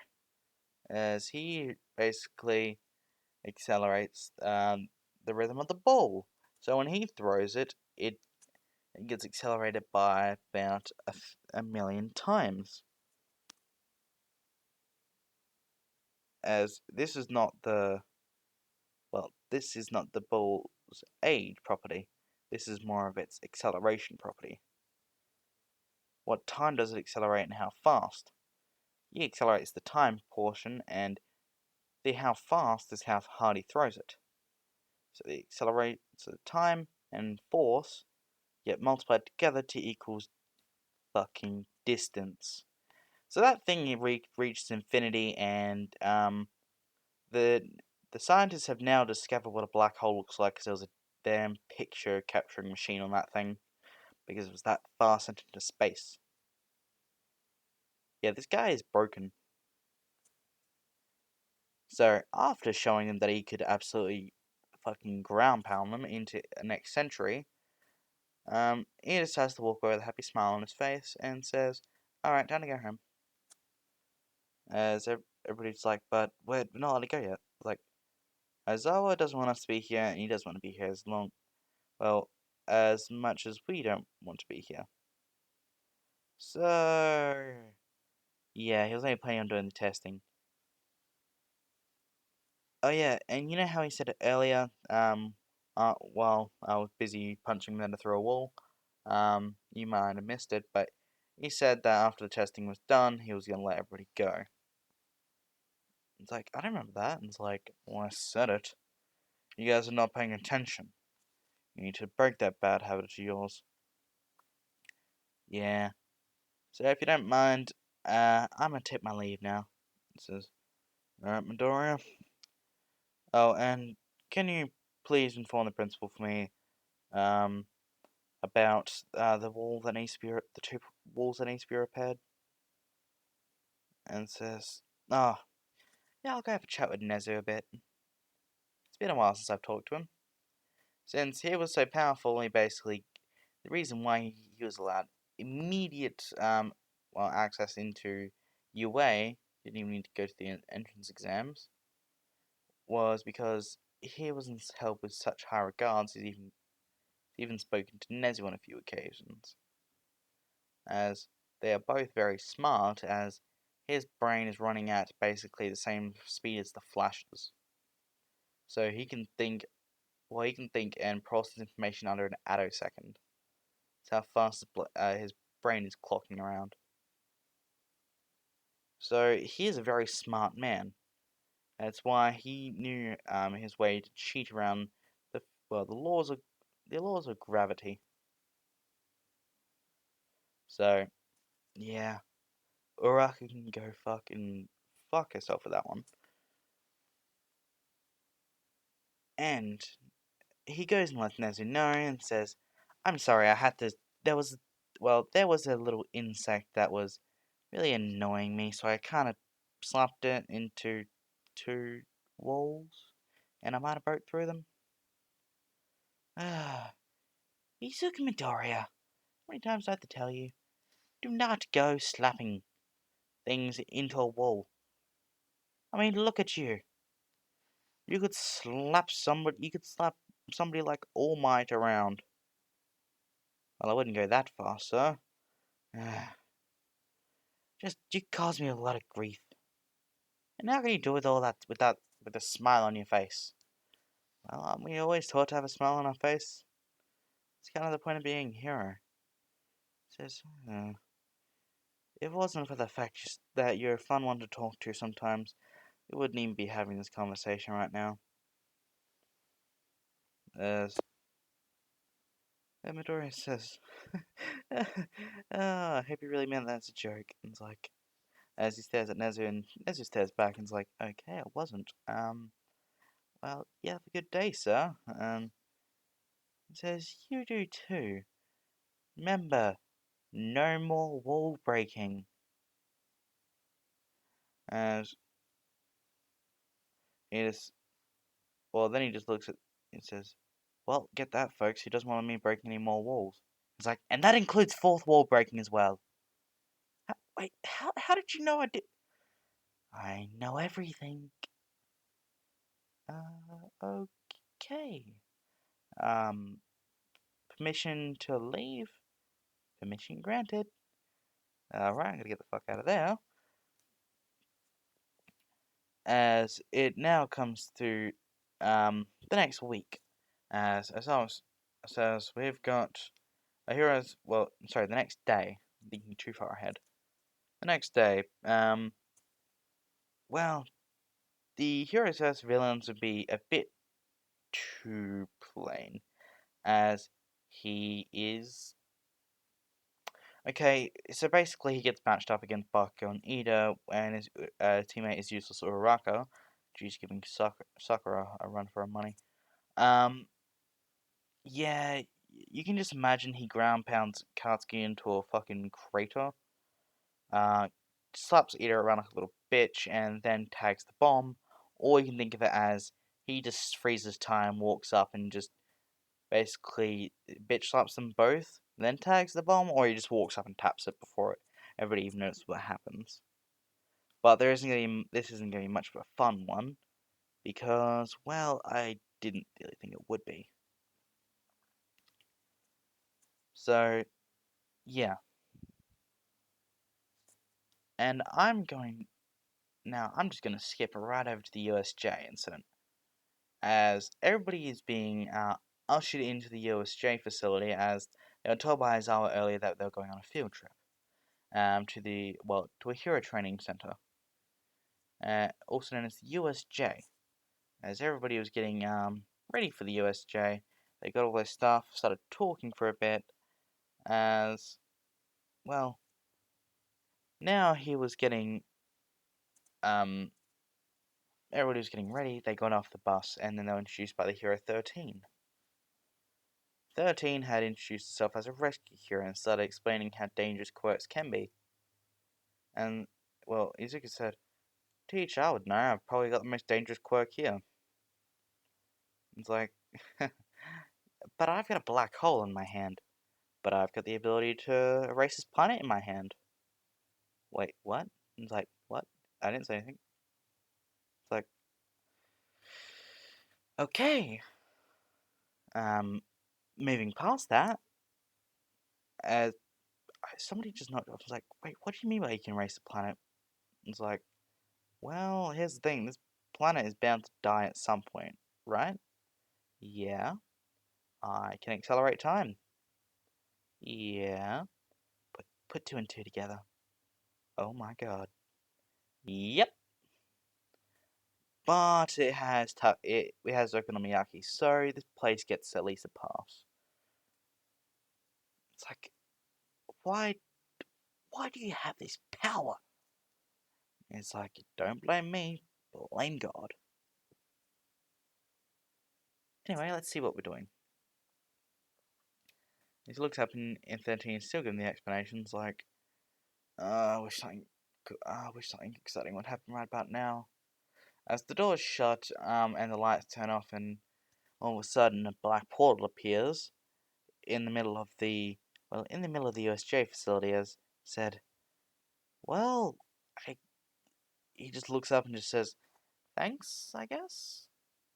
This can be entertainment. It's like, Jesus, even God finds this stuff boring enough to actually summon villains to attack school kids. Isn't that ironic? Time to go all America on their asses. As it just starts, Deku just blips down there in front of them, and he just says, hello, my name is Midoriya. Also known as the one that's gonna kick your asses. Oh yeah. And you can just call, well, and you can just call me chronolocked. Wait, no, that doesn't fit. The god of time, Kronos. That fits it better. And as well, um, the man with covered in hands starts just cackling to himself. What are you doing, kid? You think this is fun, do you? No, Moo. Show him a fun time and kill him. As we're still deliberating, he's like, do I want to go with Kronos? As Nomu starts rushing at him and throws a fist. As he just catches it, it's like, hey, I'm thinking over here. That's just rude. But what do you think? Chronolocked or Kronos? As he just stares directly at the Nomu as it but tries to throw another fist. Says he just twists it around and flips it. Like, you're not much of a speaker, are you? Oh well. I guess beggars can't be choosers. But from what I can tell, you're not alive, are you? You don't. It seems that your body clock has got some weird shadow around it. It still ticks, however, it doesn't have an end. It's like, well, not an end, but it just doesn't seem to work properly. So let's put a fix to that. As well, he then stops the clock, or slows it down very minimally. As it's like, now let's test my theory. As he punches he punches the Nomu's arm so hard it breaks. And if you're wondering how he does that, shock absorption, bullshit OP body. Yeah. So he punches the air hard enough that a Nomu's bone could break. As it's like, see, you're not healing now. How'd you know? It's like, how'd you know he could heal? Well, I could kind of see because the fact that his body clock was not rusted. So that means the life force was able to be repaired. What are you talking about, body clocking this? Are you insane? I mean, I'm not you, Steve Handjobs, but oh, sorry. Is that what was your name exactly? I'm just gonna call you. If you don't have one, I can just call you Handjob now. But it's like, you annoying little brat. I'll kill you. As he just, well, he runs up and grabs Deku by the arm and says, "You're finished, brat." And it's like, what? Why isn't it doing anything? Like, where's Eraserhead? As well, he just grabs Shigaraki's arm and moves, and it's like, no, you are doing something, just very slowly. He starts scratching. It's very itchy, actually. What the? Why aren't you decaying away and dying? Oh, I slowed down my body clock tremendously. Like, a lot. So, yeah. It's not gonna kill me. However, um, this might, so don't clench your teeth. Wait, what? As Deku just punches him in the face as it knocks him out, while creating a rattling sound. Ooh, that one sounded a bit rough. And what to do with you? You're not human, so he goes over and while holding Shigaraki's hand, and then goes over to Nomu and touches him with all 5 fingers. He starts to decay away. Because no matter what Tomura tried to do, you'd say no, he has to choose to decay something. If that's the case, you could touch basically anything you wanted to. Which I don't know how he sleeps at night. Now that I think about it, yeah, that's weird. So he goes over and decays Nomu, and it's like, all right, who else wants the smoke? Is that what they say nowadays? As it's like Kurigiri walks behind him and says, I'm sorry, but you're gonna have to give back my master now. Oh, now I got the literal smoke. I guess that's what I paid for? As, what, well, no, Kurogiri just goes, what are you, as he freezes his body, well, he taps the metal plate on him and says, alright, now you're frozen. So, you're not going away. As Ozawa finally meets up with Deku and just goes, what the hell are you doing? You're being so reckless. He's like, oh, yeah, Ozawa. Could you use your quirk on my arm? It's like, but that'll erase the time. And it's like, yeah, but I can immediately reapply it. Uh, and then, as soon as Ozawa stares and looks away, Deku's quirk comes back to him. He slows down time enough. He slows down time, and then grabs Kurogiri again, and then freezes him again. It's like, there we go. Now we shouldn't run. It's like, this one's out cold, and yeah, so, sir, should we clean up this mess? I thought you were a bit rusty last time I saw you. As someone starts cracking his neck, and it's like, you want to say that to me again, little brat? Little, I'm bigger than you. And my field experience makes the one bigger one. Oh, you've got a girlfriend or something? It's like, what? No, what are you talking about? Joke you wouldn't understand. As it says, go on, Aizawa, show me how much you've improved over the years. It's like, I could say the same. As Deku's not even using his time manipulation, as he's just using his martial arts prowess that he's adapted over the years. Well, the seemingly years, but it was only months of training.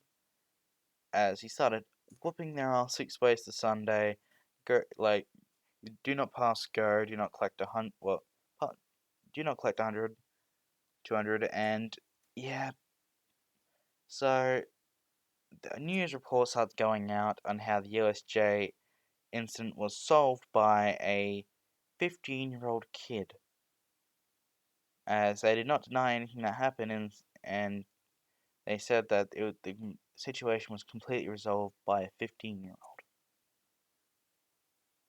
As this society was kind of blowing up because they saw a picture of him. Well, they saw a video clipping of him destroying the villains, both both figuratively and mentally, as he was basically just flexing on them so hard they kind of just gave up.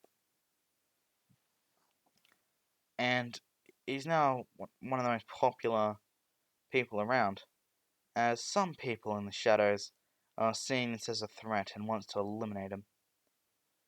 But one sees him as a potential answer to his age-old question of whether or not he can get rid of the virus. As he grabs his scalpel and goes back to his work. Screams ring out throughout the air. As the sports festival goes on goes on ahead. As well, seeing as Deku kinda aced the entire thing, there was no need to worry about the consideration of it going on. However, they decided to ban him from entering, because it would not be fun if a guy who can stop time could just, I don't know, freeze everybody in place during the cavalry battle, knock someone out within the first 2 seconds of combat, dash to the other side of the arena. Yeah, you get the point. He'd automatically win, and it wouldn't be fun. So I would say everything plays out in canon, except any place that Deku was, you would just take him out of it and replace him with another character. So that means instead of Deku winning, fighting against Todoroki, it would be Shinso, and so on and so forth. So that means Shinso would lose to Todoroki as he just gets blasted out the arena with using ice, after getting some guy to forfeit. And then the same thing happens, except Todoroki never uses fire. So there's no Shoto moment. So this is kind of going like a speed run right now. But this is how time works when we get on and fast forward. So he decides to, well, he got recommendations or, well, offers even though he wasn't allowed to participate. As he was actually one of the hosts, kind of entertaining the show as it goes on. As some people, said, "Oh yeah, folks, I wasn't allowed to enter due to the fact that I would just win. So I'm being your spectacular commentator today." And so on and so forth, as an offer was out there for Gran Torino. And so Night Eye, as he was choosing between the two, and says, "Do I want an old man who can go very fast and is extremely hilarious? Or do I want a guy that's uptight that I can mess with?" Ooh, time to mess with Night Eye. As, well, Night Eye introduces themselves and offers Deku a handshake, as he does and gives him a firm handshake back. As he says, "Well, if you want to work in this agency, you must prove yourself worthy. But didn't you offer to let me come here?" And he's like, "Yes, but I don't want to see that my offer in time is wasted." "Alright then, what do I need to do?" You need to take this seal from me." "You mean this seal?" As the seal that was within Night Eye's hands, is now in Deku's. He says, "Yes, but you actually meant to get it from me, but I just did." "So, I'm sorry to break it to you, but you just can't win. Don't be so cocky." It's like, "No, I'm being serious. Even if you can see into the future, I move faster than you can react. Like, I literally freeze time." "Fine, I see you prove yourself worthy already. But I was more looking for your combat ability." "Oh, if that's the case, why don't we get your pupil that's over there spying on me?" "Dude, I can see your face in the wall. You're not exactly that hidden." "Well, it looks like my cover is blown again." As he comes face to face with Mirio, and says, "Hello, my name's Mirio Togata, and you must be Izuku Midoriya." He's like, "Yes, I am. You're a very bright person. So are you." Uh, it's like, I see, as they both start shaking hands, as they basically look like twins, except one's got a more chiseled and defined face with messy green hair, and one looks like the Adventures of Tintin went on steroids with Arnold Schwarzenegger. Yeah, just have fun imagining that one. So well, they had a bit of a bro moment, as they shook hands, and just think of them side by side. They look exactly the bloody same, as they're just two swole dudes that just have fun. And now it says, "Well, he should fit in around here. He has a bright personality, which is what I look for." As he says, alright then, let's start with your training." "Training? Did you not expect to not have any training or something?" Yeah, kinda. What could somebody teach me?" It's like, "How would I teach you how to use these seals?" It's like, "No, thanks." "What?" It's like, "So if I wanted to, I can throw those seals so hard enough they go through a building." It's like, "I know you're built strong, but you're not that strong. I'm not." Pass you one of those seals, as he goes up and flicks it out the window, as it creates a sonic boom, as he basically just points and is like, "See, I'm not kidding. I could throw that through a building." As well, Deku, since he can pause time. He can basically flick it so hard that when time flows again and he increases the speed of the seal. Yeah, that ain't gonna go stop at any point. It's just gonna go flying. And so Nada was just amazed and disappointed. He was disappointed in himself and it's like, why did I have to pick somebody who is so amazing that I can't do anything? It can't even be a success at a one for all. It won't even be fair. He is already stronger than All Might. As well, I'll say the only reason he isn't basically kicking ass right now is because of the fact he just wants to have fun. And yeah, this ain't like very much of a serious story right now. I'm sorry about that. And so they just basically talk, train, and well, just talk some more. As he was learning about Mirio's moves and giving him a few pointers. As he was using his very analytic brain to give him a little point as he's saying, well, Mirio, if you can, well, I just thought of something. If you can phase in and out of bullets really quickly, you can technically use them against the opponent. How's that? Well, as the bullet phases through your body, you can turn your quirk off in that specific part, and the bullet will still have the velocity and speed. However, you could redirect it. By turning your hand, you could actually, in theory, since objects that are already in your system cannot, since you can't basically just force a piece of metal onto another piece of metal and expect it to just go through one another, they're going to eventually push away.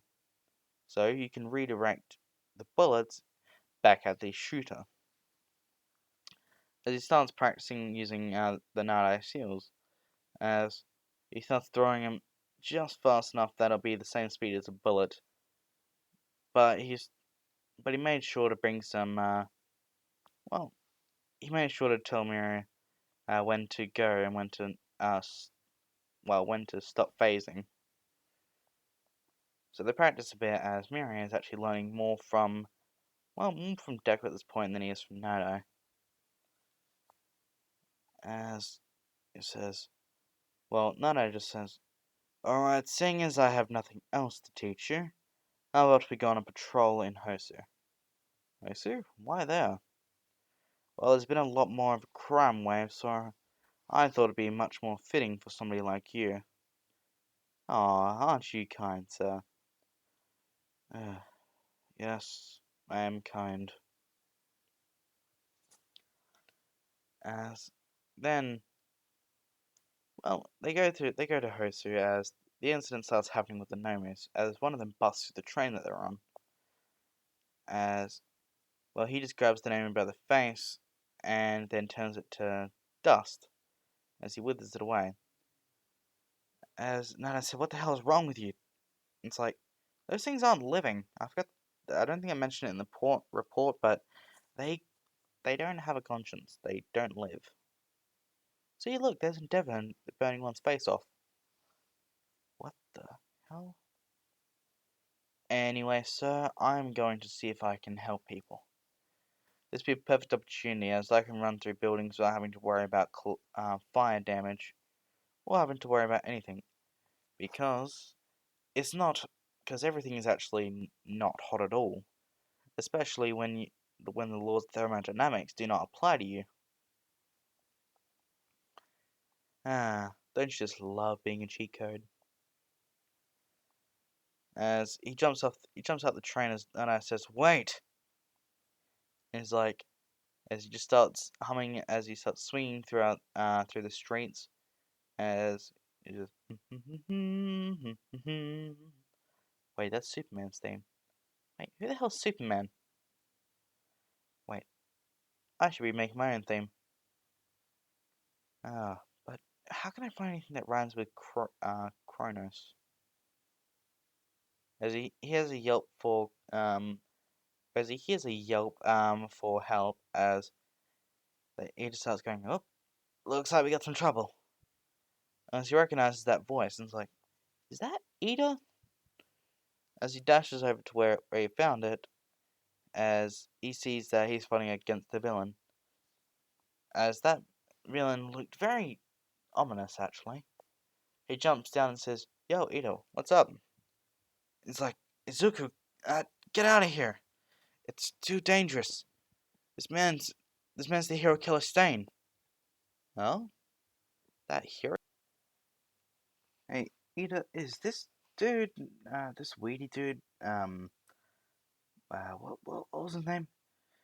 Do you mean the hero killer Stain? Ah, yes, that's the one. Oh, are you looking for me, brat? Or is it another fake hero trying to claim their glory by taking me down? Fake hero? I don't know about that one. And glory? I don't need it. I was trying a bit too, annoying to try and keep on top of it all. Just me after being laid out by pretty much everybody else. You kinda just don't like it. Eh. Oh yeah, yeah, I'm gonna have to take you down now because, well, let's just say somebody who kills people for doing basically nothing is something I can't let slide.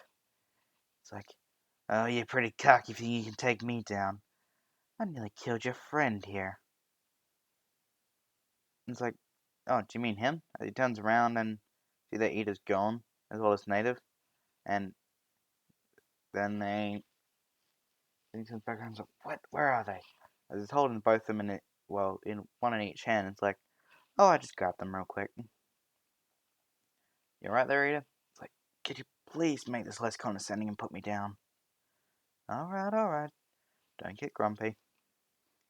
As he leans Ida and Native against the wall, says, there you go, now just sit back and watch the show. And it's like, you're quite fast. However, all I need to do is just get one cut and you're done.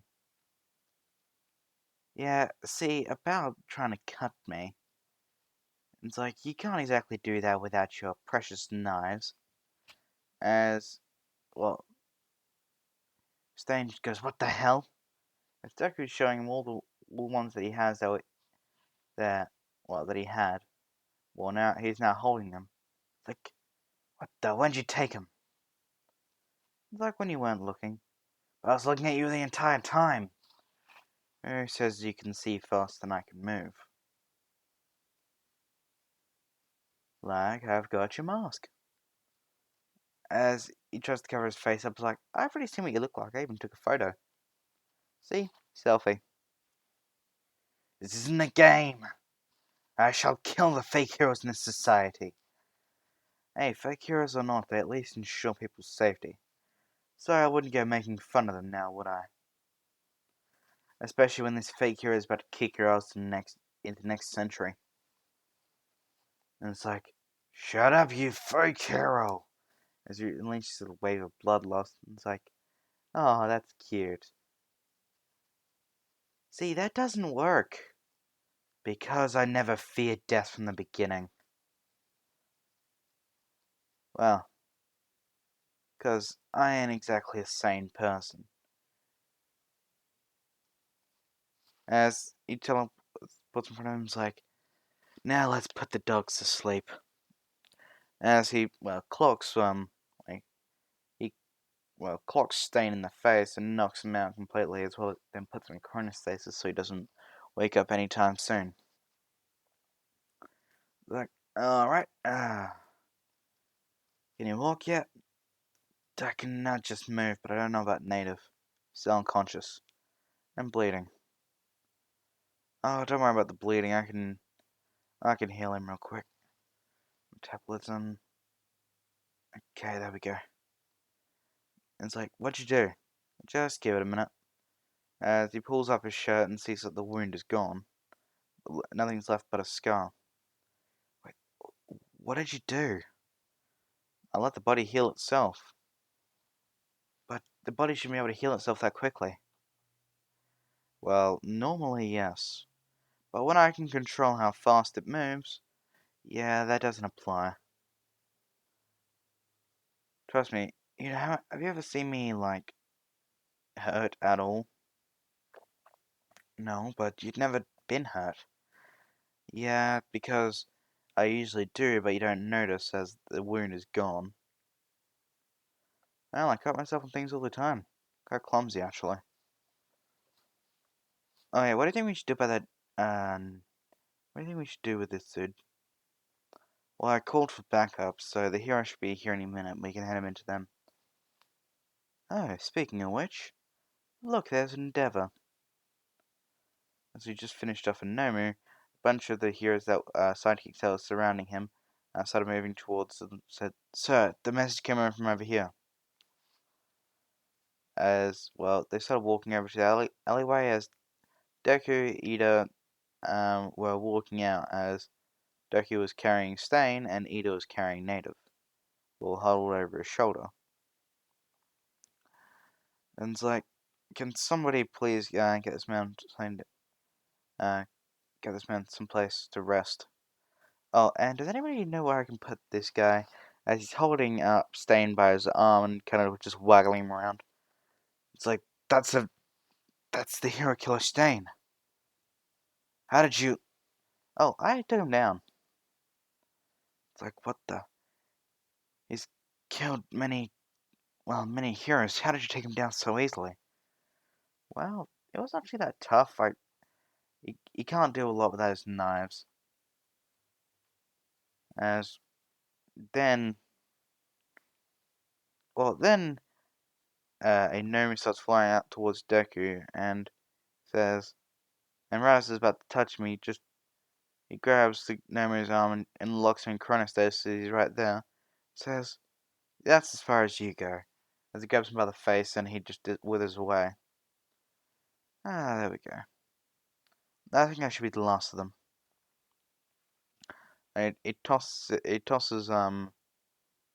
a Stain over to Endeavor and says, well, I need to get back to Nada. He's probably gonna be mad at me by now. Oh, you can take credit or whatever, I really don't care. As he just blips away. And Endeavor couldn't even get a word in. It's like, that brat. As he basically, Deku's blips in front of Nada now, who was evacuating some of the citizens. Like, yo, what's up? It's like, Jesus. Oh, it's good to see that you're not hurt. However, why did you disobey my orders? Orders? Oh, sorry, I was ignoring you so I couldn't hear the orders. Mm. At least you're not hurt, and I heard you've, rescued quite a few of these civilians that I'm evacuating. Oh yeah, did you meet, Susan? She was a lovely woman. The one with the 3 cats? Yeah, that was her. Yeah, she was lovely. I think she offered me cookies, but they were a bit burnt since, well, the building was on fire. Well, I like the fact that we're in a tough situation, but you're still joking, but sometimes I wonder where there's a limit. I don't know, where's the limit to my powers? That is the age-old question.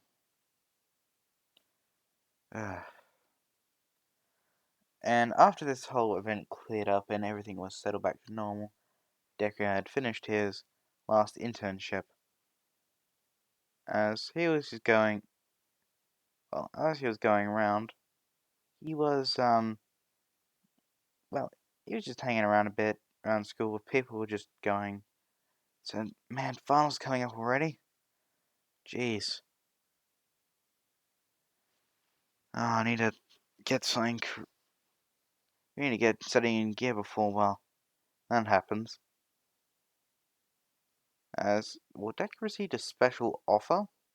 Well, special letter came in his mail. I was like, what's this? To Zik Midoriya from... The address says Island. Oh, what's this place? He opens the letter and says, "Greetings. My name is David Shield, and I would like to welcome you for our all-expenses paid trip to Island. Well, paid for by Shield Industries. I'd like to talk to you about your quirk, and I'd like to borrow your analytic mind for a bit." So David Shield, huh? Who's that? As he looks him up and sees that he's a billionaire tech genius. It's like, oh, so that's who David is. Sure, might as well go meet him. It's like, hey mom, I'll be back next week. Wait, where are you going? Island? You mean that giant tech marvel out in the middle of the ocean? Yes. For a whole week. Yes. How do you even have plane tickets for it? You don't work when you don't have money. Don't tell me your dad bought it to you without telling me. No? I don't think so. No, I got an invite from Mr. David Shield. Yeah. Anyway, I was, I was just invited to go meet him. Seems like a fun time, so I thought I might as well go. I'll just finish packing my stuff, then I'll head off. Well, it said that, well, I kind of should be heading out to this afternoon. That's such a kind of coincidence with the timing. We just had finals, there was a bit of a break. Well, we're about to have finals, and there's a bit of break period in between. Almost like it was on purpose. So, he goes over to Island as he meets up with, well, he goes over to his little hotel room, and then he is called down to the lobby as he said, Mr. Midoriya? Yes, that's me. You've got a visitor, waiting for you in the waiting area. Oh, who is it? Um, she says her name is, Melissa Shield. It's like, oh, that must be, well, that must be David's, daughter that I read so much about. Read? Yeah, I had no idea who David Shield was, so I kinda, maybe sort of looked him up on the internet. These generations are either getting stupider or you're just the exception. Eh, probably both. As he goes down to the waiting area and says, Melissa? As a girl with blonde hair and blue eyes says directly at him, is like, oh, you're Izuku Midoriya, correct? The one my father asked to see. Yes, that is me. Hello there, what can I do for you? Well, I've been sent here by my father to personally escort you to our little place. Sorry about the noise, moving around. Out in the center of our island. We want to talk with you a bit because of your interesting power and what it has to hold. As he says, sure, lead the way. And so she starts showing him towards where they need to go. As well, he starts talking. So, Melissa, how old are you? Oh, I'm 16. How old are you? Well, I think I'm pretty sure if I remember correctly, 15 on my on my documents, 18 physically. Wait, what do you mean? Oh, you know how my quirk is time related, right? Yeah. Well, because of the said quirk awakening, I kind of accelerated my body physical growth. So, I'm technically at the body of an 18-year-old at the age of at the age of a 15-year-old.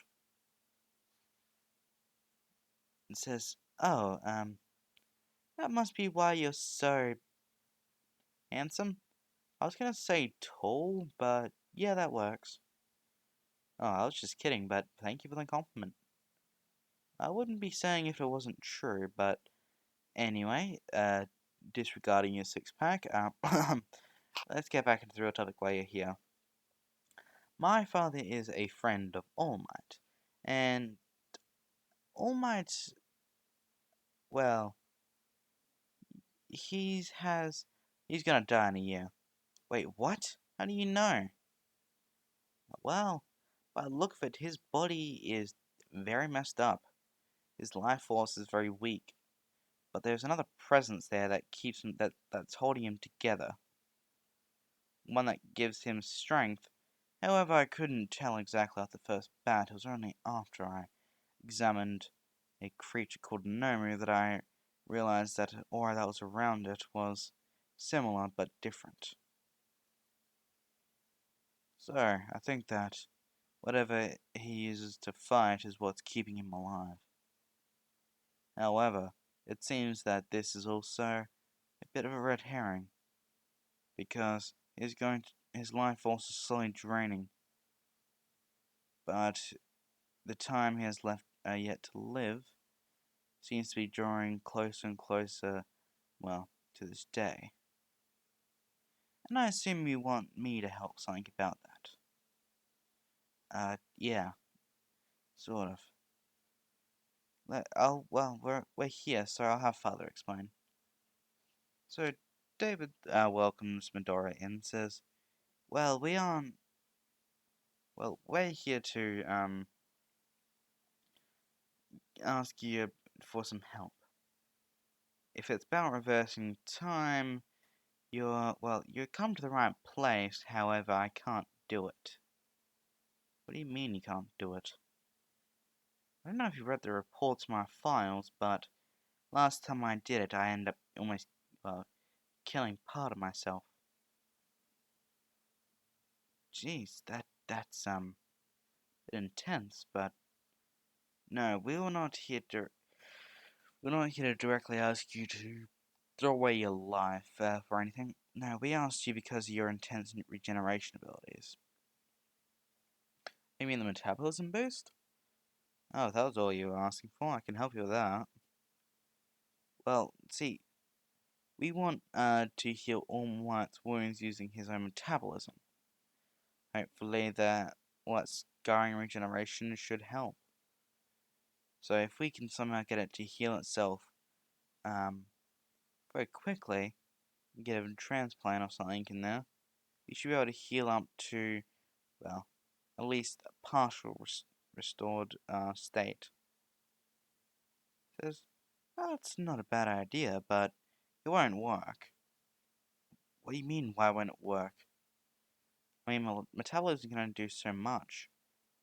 It doesn't matter how much life force you give him, he only has a certain amount of time left to live. As, well, David's just like, can you please do it anyway? I don't want to see my best friend die. Sure, I never said I wouldn't help you, I'm just saying it probably wouldn't help. As, well, All Might comes in from another room as it says, young Midoriya, it's been a long time, hasn't it? A week if I remember correctly, sir? But yes, a long time indeed. Then, well, then the All Might lays on the table as they put out a little top as he shrinks down to a small form and is like, you better not tell anybody this. It's like, alright, I already knew from the start, but I didn't know exactly it was to this extent. But, yeah, you don't have to worry. I gain nothing from leaking this information. As he, reaches his hand over the scar as he starts, well, winding the clock up to start going into overdrive. As Natella's Moranton's like, you might want to get a lot of food, David. Why? Because he's about to be hungry. As a loud rumbling starts encountering as he goes, Melissa, get the staff in here. We need lots of food now. As basically they start filling all mine up with food, as well his body starts, well the scars slowly start disappearing. However, it doesn't actually heal fully. It just well the scarring lessens its color and effect. The skin's healed a lot more, and the muscles are finally starting to repair as well as the organs. They're not fully healed, however, they are enough that he will stop coughing up blood, and he can actually do more work. But there's still a lot of pain that comes from being attacked in that place. However, he doesn't have to worry about something just bumping into him and causing him immense pain. Then he says, "Thank you, young Midoriya." It's like, nah, no worries, sir. After all, it's probably the least I could do after getting all expense paid vacation. It's, it's like, if you wouldn't mind joining us for a formal gathering we're having later in the evening, uh, I'm sure we'll be glad to have you. We'll even have a valet come and pick you up, as well as somebody deliver you a suit. Oh, sure, thanks. Well, I'm pretty sure you know where my hotel is. Well, yeah, of course, I own it. Not surprised from a billionaire. But if you wouldn't mind, I'd like to get some sleep now because I feel tired after all that jet lag. See, I feel tired already. It's like, yeah, it's alright. They'll come pick you up at 5 o'clock, so you got some time to rest. Says, thank you. Alright, I'll be taking my leave now. As he just blips out of there. As he like, wait, what? As All Might just says, don't even try to explain it. He just does that. But it's unbelievable. His power is quite absurd. I thought One for All was. Oh, I thought it was the most powerful thing I've seen. Or All for One. But that power, that that is something truly terrifying.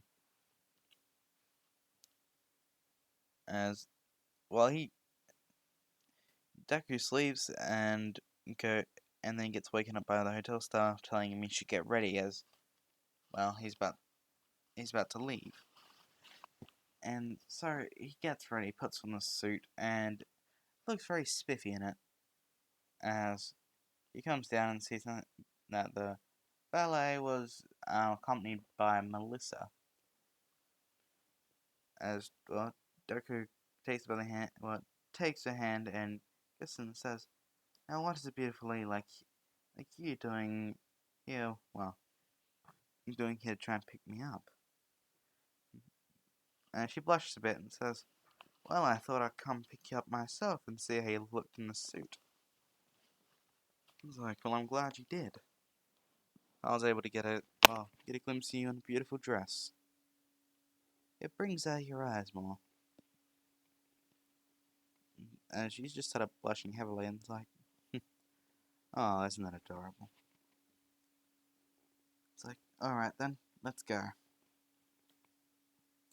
As I started, unleashing, going over to the little gathering, as I entered inside, everything was going on alright, as they were just talking, having a few drinks, and just eating some food, as Deku and Melissa were chatting. And I would say nobody else in the island from Class 1A because I don't want there to be. Because honestly, it's not going to be needed. What's about to happen? Then, then the party starts to get interesting. As the intruders start walking in as they bind All Might in the little capture thing. As, they're all being told to get down. And not to move a muscle, otherwise I wouldn't hesitate to kill all of them. And it's like, come on. I knew we were trying to have political campaign against the American schooling system, but still, this is a bit much, isn't it? Well, it's a bit much for them to live with. Are you really cracking jokes at this kind of time? Yeah, well, aren't jokes supposed to be said at any time? I don't believe you. Well, I always try to make jokes as much as I can. No, like, never mind. What can we try and do? They don't know we're here, but they've got guns and weapons on them. Oh, don't worry about that. And she looked at him and was like, what do you mean? As he's holding all the guns, the villain's freaking out. It's like, where did my gun go? It's like, and their knives. As they were, it's like, where'd the knife go? As all the, all the heroes started getting up and, well, the ones that weren't restrained started getting up and beating the crap out of the villains. As Wolfram tried to run away, as Deku, as he bumped into Deku and says, "Hello, are you going somewhere? Let me let me write your name in the guest book." Ah, I should let you know. Once you write your name in it, you're not coming out of that place. Do you know what the guest book is for? It's for Tartarus prison. As he basically smacks Wolfram's head into the wall as he's knocked out, stopping the whole entire thing before it even starts. Because it had already gone through the entire building within about 2 minutes and cleared out all the baddies out of it. As he rounds them up, puts them in the lobby, as they're all piled in a massive mountain of defeated goons. Yeah, that's right, I said goons. Says, that's a nice warm up. This place is really big, isn't it? As well, all the heroes are just shocked that even though they took down the ones that were in the lobby, he took down every single one of the damn building. It's like, it's the kid. The god of time. Kronos. As Deku's just going, well, now it's back to boring. Now, well, while these guys are getting rounded up, would you like to have another drink? Well, Melissa just laughs and says, sure, why not? What's the harm? I don't think we have to worry about anybody else. As a man sitting in the dark is slamming his fist out again. Damn it! Another wasted attempt. We can't seem to rely on anything to get rid of that annoyance. Looks like I have to deal with it myself. As, well, all the events wrap up as Deku gets Melissa's phone number and says, well, I'll call you next time I'm over. It's like, I won't be expecting a call for a while, shall I? As he just says, who knows? If I got the time, well, I'll be right here. As he blips away into the plane from the tower, it's like that man is so mysterious and just weird. Then, well, everything starts to go back to normal as he's now going, oh, that's right. Well, I've got final exams. I wonder who I'm going to be faced against. As, well, when it got down to it, after doing the big testing, he came out on top because obviously a smart cookie. But he was put up with Bakugo and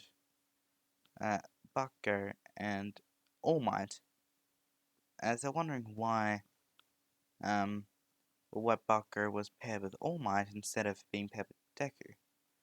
As I said, do you really want me to answer that question?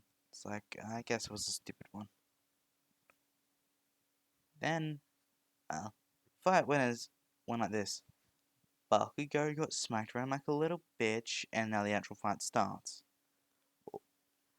Well, they decided not to put any braces on All Might, as even if Deku gets hit, he is literally built like a damn tank. If only he was taller, he would be the same build as All Might. So they had like a decent sparring match. The braces meant he could move very quickly, so that forced Deku to use chronostasis a lot. As if he tried to lock All Might in place, he would get punched while doing so. It's like, man, you're not leaving me a lot of room in there, are you, old man? Ah, no. Well, I'm not gonna let you win that easily, young Midoriya. Oh, see, I thought this was fun, so I just kept fighting, but if you wanted to take it seriously, I can. Oh, so you want to take it seriously? Go ahead. He says, alright then. Then, immediately punches All Might in the weak spot, sending him flying upwards. He blips behind him and says, see, you shouldn't have done that. As he kicks All Might into the ground, uh, says, you had enough yet? And it's like, as All Might gets up and just wipes his mouth, and he goes, now let's get started, young Midoriya. Let's get, started, Yagi. As they start, clashing fists, Deku is not even dodging at this point, just taking the fist head on. As All Might is doing the same. As their fists collide, as the sounds of booming only gets louder and louder. He was just, going all out. Then when Deku had said, alright then, time to use my quirk. Well, to actually be serious for once. As he pulls his fist back and says, I wouldn't, yeah, I wouldn't want to be in the way of this punch if I were you, sir. As he pulls his fist back and says, Singularity Strike! As he punches forward as All Might dodges out of the way, but the sheer shockwave caused by it caused the buildings behind him to burst apart. Says, whew, haven't used that one in a long time. Better to use it on the ocean though. Otherwise you get collateral like that. As then All Might was just shocked as Deku just flipped in front of him and says, yeah, I'll give you a weaker one. As he punches him in the face, as he's just get punched into the ground as he says, well, it was a fun fight all right, but I'll just take the win now. As he blips into the gates and said, there we are. And this is, well, due to this, they were all very, shocked at Deku's performance against All Might being able to knock him around. But honestly, at this point, they're starting to get used to it because we just want an overpowered main protagonist. So, as a reward for doing so well in the finals, and those who didn't, they also had to go on a summer training camp to help improve their quirks and fighting abilities. When they were on the bus and they exited out to meet the Wild Wild Pussycats, well, Ragdoll, Tiger, Mandalay, uh, and Pixie Bob, well, she started introducing to the team and how they were rescue operatives. Then as I was talking, he said to them, well, you gotta make it all the way to the campsite. As students say, you should start heading for the bus, and it's like, oh, don't worry about it just yet. It's like, why is that? This is why. As he snaps his fingers, then they're all there at the camp. It's like, what'd you just do? Well, what I just did was I picked you guys all up and moved you over to the camp and repeated it about 20 times. You can do that? Well, here's the thing. I'm about to crash. As they say, what? As he falls over and his stomach growls out louder than a roaring beast. Says if somebody could give me something to eat, that would be very appreciated right now. As they go digging around, they just find something for him to snack on as he just eats that. As they're asking us all where they'd gone. It's like, should have seen this happening. It's like, what? What? Tell us. You're already at the camp. What? No, they're not. How's that even possible? Yeah, see, one of those students in there is one that can stop time. So the impossible is kind of his main thing. Then, wow. Then after coming back to see that they were just all sitting down, relaxing for the afternoon, they're just shocked and it's like, so he wasn't kidding. And they said, oh, yeah, so, hey guys.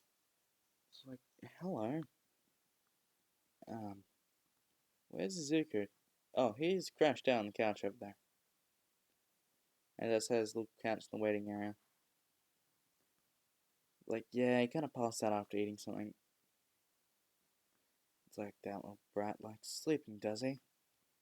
As Izawa comes up behind him and tries to chop him on the head while he was still snoring. As well, Deku just appears behind him and catches him and grabs his arm and says, "It's not nice to do that to somebody while they're sleeping, sir. So you were awake the entire time." "Yeah, I was asleep mostly until I heard you coming." "So, uh, I assume that it wasn't a problem that I moved more here. There was no rules against it." Says, "Well, I guess there weren't, but please refrain from doing that. We wouldn't want the class being relying on you all the time." "Oh, don't worry, I can handle it. It's not the point, Midoriya." Says, "Oh, well, that's sad." So, you know what, screw it, I'm just gonna say, I'm gonna cut it in half right here because this thing is like 2 hours and 50 minutes long almost. And I'm pretty sure that this probably better fits a two-part story. So we'll leave off at the training camp as they just arrived. But I want to say thank you so much for 2K special coming out and choosing this what if, because it's definitely a very fun one. And sorry for since the story's kind of rushed. I tried to fit this in as much of maybe as possible. I don't know. Mad props to Crown Fiend because I don't know how he does this so often. So I can't fit a whole story into about 2 hours, 2.5 hours. It's not my thing. Yeah, but this will definitely be a two-parter, and I'll say I'll release this next Saturday. So part two of the What If Deku Could Manipulate Time movie will come out. So yeah, as I'm very tired at the moment, I don't want to fall asleep recording like I almost did with Swamp Thing the other day. So yeah, I hope all of you have a very good day and a very good week and weekend as well, because I'm so bloody tired right now. But yeah, I hope everybody likes the 2K special so far. Yeah, and let me know what you all think. Like, comment, subscribe, and thanks for getting me all the way over here. It wouldn't be possible without people like you guys.